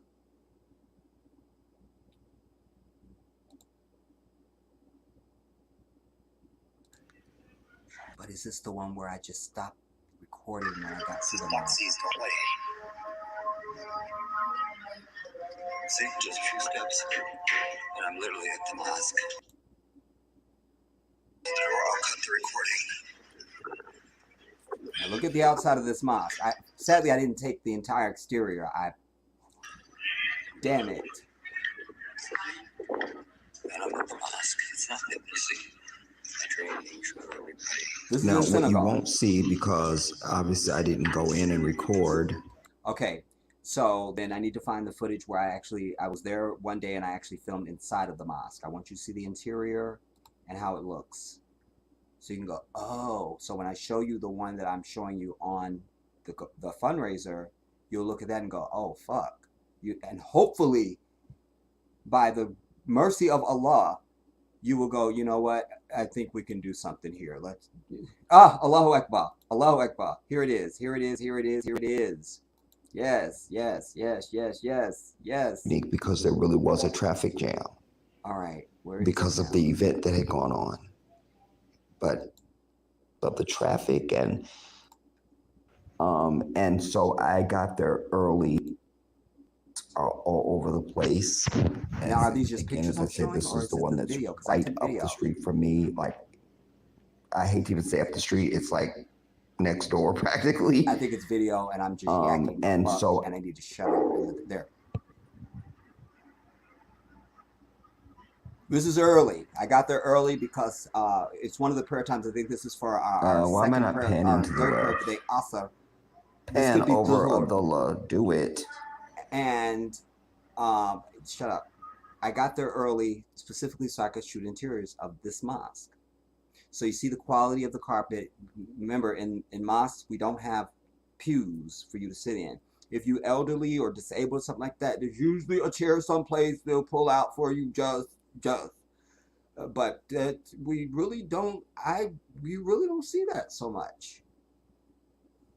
You know, my current mosque here, you know, it's one of the churches we bought up, and so there's like a pew for like some of the older men, you know, but because we're on the floor, you have quality of carpet and backing on that. You know, when we're down on our knees and prostrating and all that, and you're sitting on the floor listening to the imam speak and stuff like that.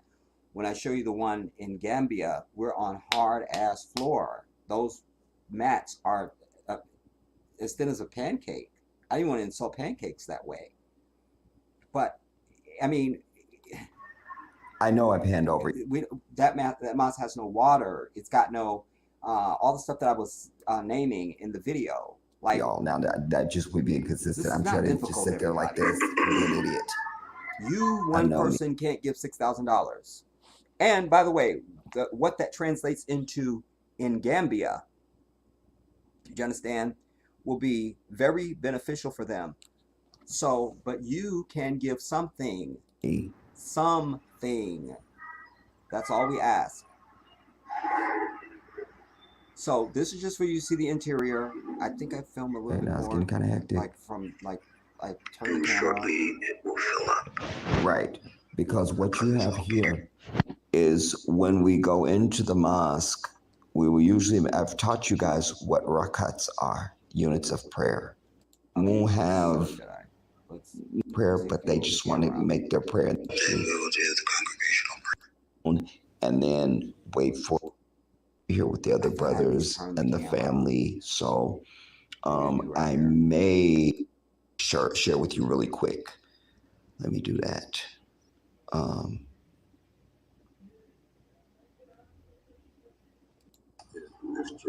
There it is. Beautiful mosque. Beautiful, beautiful. Now, keep that image Obviously, in your there's a mind. separate section for the women. I'm only showing you the portion where the men would be.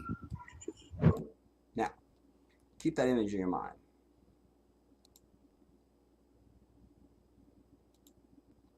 And let's go back now to the Gambia.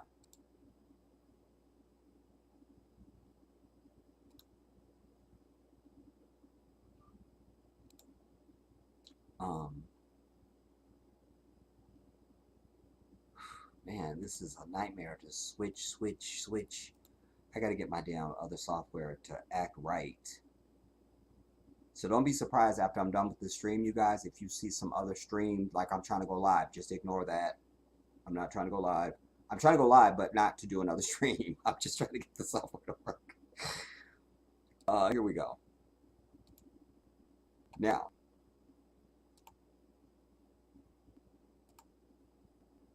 let's get here now. We ended on the roof. Here I was interviewing some of the brothers that actually go to the mosque. The elder gentleman here to the right, he only spoke Wolof. And so this brother was speaking in the English. I was trying to interview them. But now the interiors that I shot. This is what the mosque looks like on the interior. First of all, just look at the door. Look at the exterior. You understand? And every mosque we have a place to wash, because remember we make wudu before we pray, and so they don't have a source of water. So we have pots of water sitting outside, literally just where I'm standing filming. I didn't get those pots, or did I get them? I don't remember. And you're doing that, you know? I mean, exactly. This is the interior that the brother was talking about. I can tell you that in America, the masjids, and even here in Africa and all across the world, quite frankly. Luckily for me, I took 2 of my prayer rugs with me. I mean, you have to have something when you're on this floor because you're on hard. It's painful. It's literally painful. It's painful. To have very good carpet with padding under the back of it, because we are going down on our knees and prostrating over on our faces. We have elderly people who pray as well, obviously, and it's very difficult. And I can tell you, even with my feet problems, with metal implants in both my feet and my feet being reconstructed, the struggle is real with these. And back there where you see those sheer curtains, that's where the women are. That's not the most proper environment for a mosque. You know, Allah will excuse them because they're making the effort to separate, but they can't really, you know. I mean, like I'm walking on it now in my bare feet, and there's my ashy feet, y'all. Even though there's these mats are over it. There is ceiling fans, but obviously the masjid could use more lighting in here. This is what the brother was talking about. The women's side. Now they just have it with a curtain there, some shears for the women, because the women and the men. And to my recollection, those ceiling fans were not working. Don't hold me to that. Spaces, certainly in the mosque. And so, as he's articulating, the mosque could use another area for the women. And when we pray, the reason for the women and men to be separated so they don't see us bending over, and we don't see them bending over and get distracted and so forth. So you can see these shears. They're doing the best that they knew how, but obviously something else needs to be put in place. It needs to be a different area. But this is to show you why your donation is so important to everybody. We're asking everybody who witnesses this to give just what you can. There is no donation that's too small or too big. Papa, how long have you been coming to this masjid? Then I'll just show you a little bit of the, because you can go and watch this on your own. I've shown you it's on the channel, and here on this channel, is Jedi, this also difficult for you when you prostrate, which is for where I'm playing it from now. When on the mat, on the GoFundMe, like for your bones, across the world, We only have until the cycle of the sun to bury our. Oh, our there I'm deceased. explaining because when somebody dies in Islam, it's not all this weeks and you on ice and autopsies and all that shit. Before the sun makes its next cycle, you're in the ground, done. So they don't have a place even to prepare the bodies of the dead. Like when we give you janazah, my brothers will wash me and give me what is known as ghusl, which is a full washing of my body. There's videos on YouTube you can watch about how Muslims wash their dead. They will wash me, they will anoint me, and they will wrap me. Do you understand? There's no place for that here at this mosque. They don't have it. I forgot about that. But I'm speaking about that there in the We video. don't have weeks and months like a lot of other cultures. So what the brother was just Right, we bury articulating in our that piece was dead that there immediately. needs to be a And then rule. there's some more exterior shots that I do. Again, you can go and watch this. Then when I come back, I'm I'm showing you the asking about a structure. minaret I'm walking around it. for the call to Then prayer. I also interviewed the imam. You heard me say there. The imam. We had one light that was overhead, and It is a pleasure to speak to you. it wasn't really doing. He's a very dark wanted to man, very speak to you beautiful. about This is the state imam of of the masjid mosque. and what it needs. And as I say in the written piece here, I say a message from the Honorable Imam of the mosque, Brother Sidi Boro. Forgive the lighting. There is no good light source in the mosque at this time, and for much of this interview, I had to hold up the flashlight on my phone in order to have light to do the interview. Again, please donate what you will. And so then I do a full interview with the imam. So I've done my work, everybody. I'm really at peace with this in my own heart because Allah knows my intention, and just the fact that even today I'm sitting here and pleading with you again. Allah will reward me for this. I know that. I'm good. Assalamu alaikum, I'm Brother good. Imam. I'm good. I know I'm good. It is a pleasure I to just speak implore to you. you if you need to I go and watch wanted this to video speak before to you you give your little about dollars, the then do general that. state of the masjid But I and pray what Allah it that you needs will be charitable for enough the that you would have just fundraiser the that we are mounting to, inshallah, self-couth receive to donations from see, around the world. you know what, this is a good cause. You don't have to bankrupt yourself. Again, that's the other thing that makes me angry. It's strength in numbers.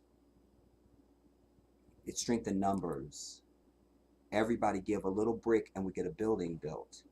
Nobody needs to bring a whole side of the house. They don't need to. Everybody brings a brick and we get a house, we get a mansion, we get whatever. You understand? Strength in numbers. People of the world unite. Strength in numbers. We can get it right one time. Sing it up. My wife also said that, which I also wrote. I don't want to get into it right now. Went on a little dry spell and stuff. So I'll read the rest of your comments in case I missed anything.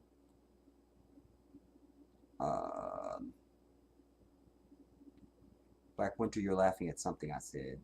That could be anything.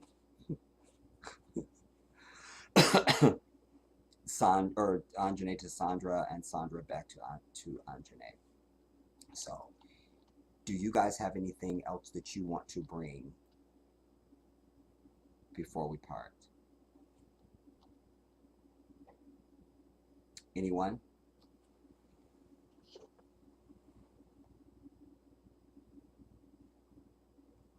Bueller?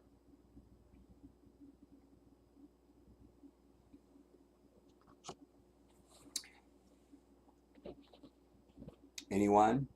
Anyone? Anyone?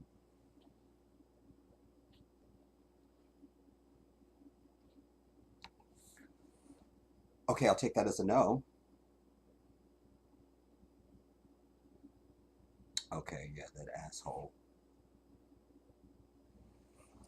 Niggas, Afro, Donna Dole or something, some bullshit. I don't get many trolls to my fucking channel because people know I'm very serious and I do not have time. So, all right, we'll land it here, everybody. I've done my part. I'm sorry that because I had other stuff to bring you with regard to my main topic, but as you saw, how is it when I play my videos, the sound was fucked up, but when I play, I know why, because Only Problems know me.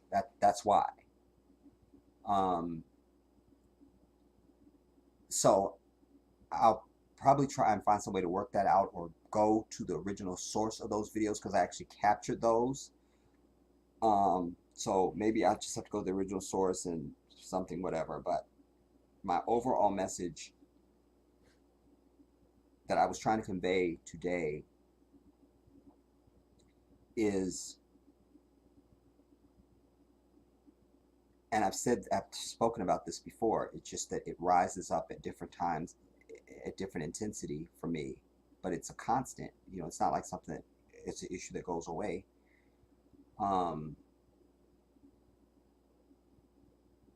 And even though I was defeated by my videos and much of the stuff that I had to bring, I'm glad that I did go to the Eric Adams thing because that's right in line with my topic today. He's the quintessence of what I'm speaking about. You know, that we have black people, and I've said this to you, we've infected every single area of their society. We're in it. The problem is we don't get any result because nobody is there on our behalf. Nobody is there on our behalf. Every Negro goes into whatever they do, and they're there for their own personal shit. We don't hear from them, we don't see from them, but most of all, we don't see any of their works that benefit us. You got a whole Congressional Black Caucus with a name on it. When have we heard the Congressional Black Caucus is doing some shit that Marjorie Taylor Greene has done, or that Joe Manchin has done, or any of these fucking white ass serpents that have held up legislation and changed whole legislations to get a deal with the president and shit? Finally, it's a bill we can sign and shit. Nothing. And for all her reclaiming my time, that bitch needs to reclaim the fucking grave. Fuck Maxine Waters. And I sat and talked to the bitch back in 1993 or 4. I feel like it was 3. My grandmother was still living then. So it's 93. I found out because I used to work in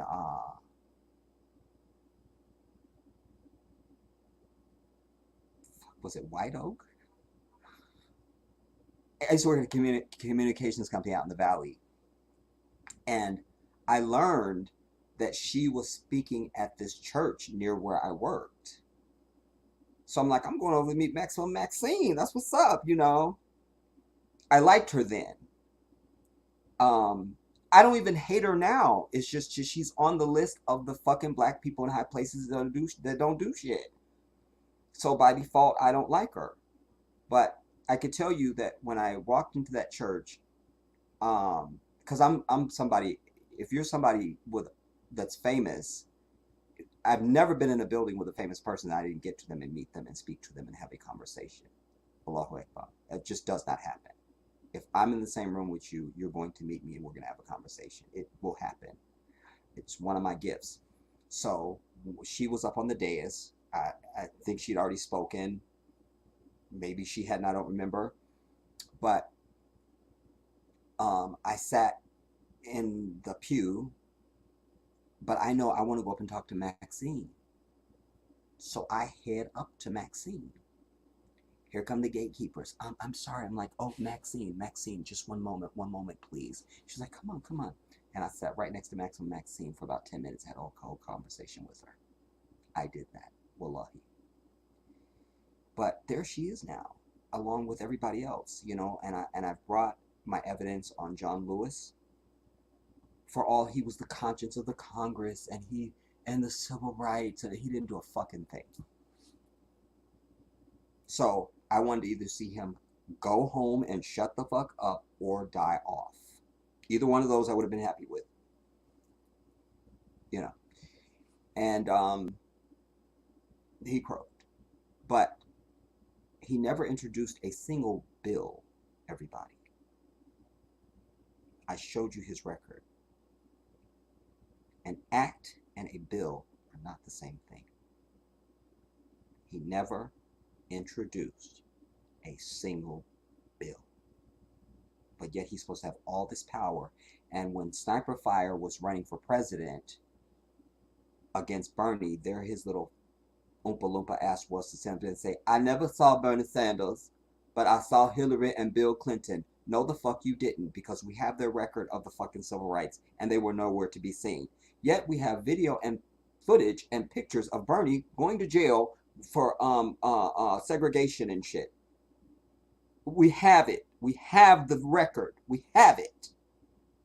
But he stood there. That's standing in the way of black people. Because Bernie Sanders would have been very good for black people even if their dumbasses didn't know it. Just like the reason why they're so against the Affordable Care Act, Obamacare, because the people who benefit the most from that shit to this day is black folks. Period. All y'all listening to me right now know black folks who never could go to the doctor for anything at all. And now they can. Now they can. And white people bitch because they had their little private insurance they could pay for with the little cushy jobs and all of it. And now their premiums went up and they just can't go on. And we don't give a fuck, bitch, because we ain't had no healthcare systems forever. So we don't really care. We really kind of don't. Well, we're certain we don't. You know. But there it is, the whole Congressional Black Caucus not doing anything at all. Hakeem Jeffries or something, whatever his fucking name is, was on the blip for 5 minutes or something after Nancy Pelosi was no longer going to be a House Speaker, that maybe he would be, and that wouldn't have been anything, because you haven't done anything as just a regular fucking congressman. So what are you going to do as Speaker of the House for us? Nothing. Nothing. At least Obama became president. We have to give it over for that. He ran and became president. That happened. We'll give it over. Now, but he didn't do anything because he couldn't do anything. Certainly the first term. Second term, not sure why you didn't go gangster. Not understanding.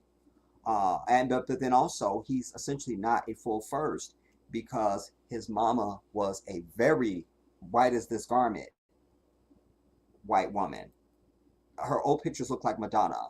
When you see old pictures of Madonna, that's his mother.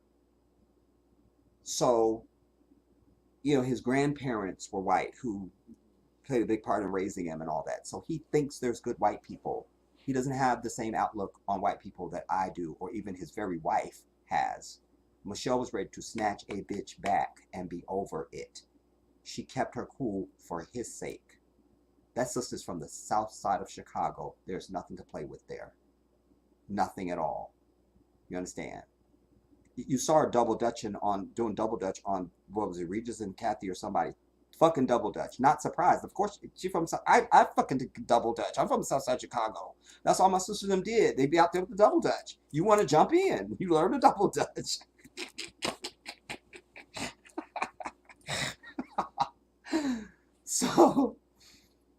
So it's a shame, and I challenge you, whatever you do now in your profession, whatever you do for work, what are you doing there? What are you doing? You listening to me now, what are you doing? Can we count on you in any way? Are you going to move the needle for us at all? Are you doing something for blackness where you earn your income or whatever you do in the society? Because that's what it's about, When they run for fucking president, you heard Obama, si se puede all of a sudden. He does not speak Spanish, I could tell you. But there they all were, si se puede.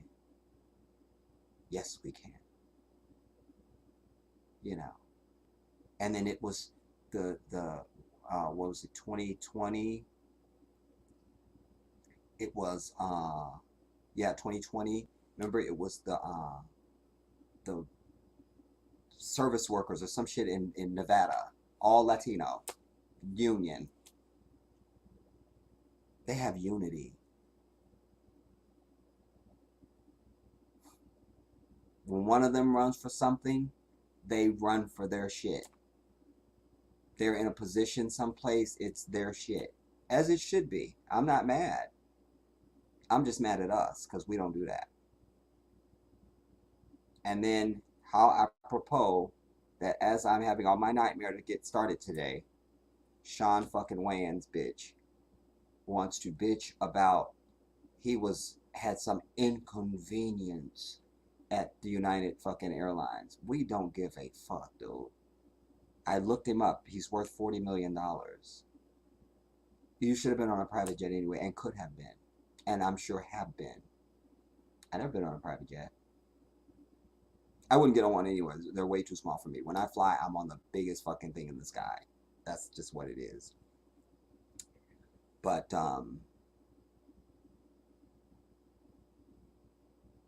we're supposed to care when we can't name a single thing that whole family, and there's 1,000 of them, have done for black people.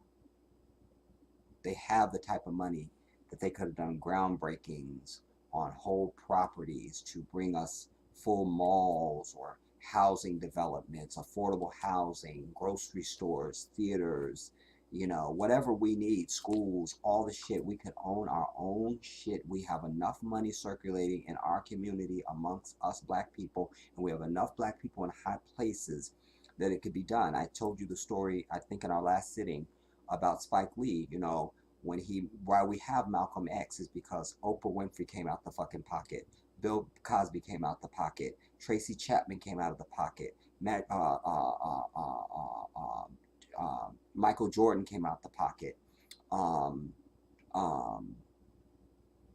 There's another basketball player and somebody else, because when he was with the studio, they had all these regulations and shit on him, and they were about to pull the movie and the bond company and all that. And he just thought about it. I have black people in my fucking Rolodex who have money, expendable fucking income, and I started calling them. Bill Cosby is another one, if I didn't say him already.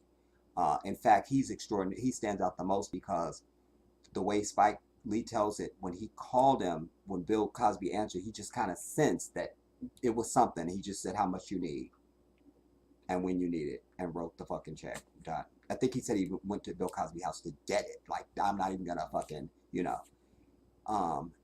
And then that's how we ended up with the movie Malcolm X.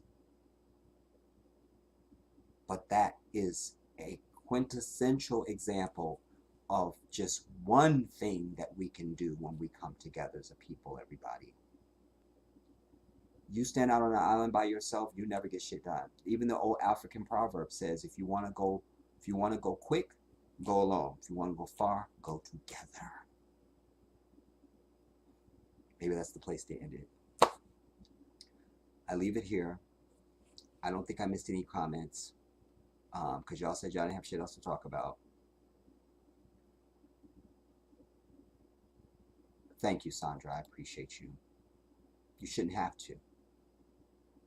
I appreciate you, though. Thank you so much. To the rest of you all, as my grandma used to say, shit or get off the pot. I'll see you soon. This is the Jedi.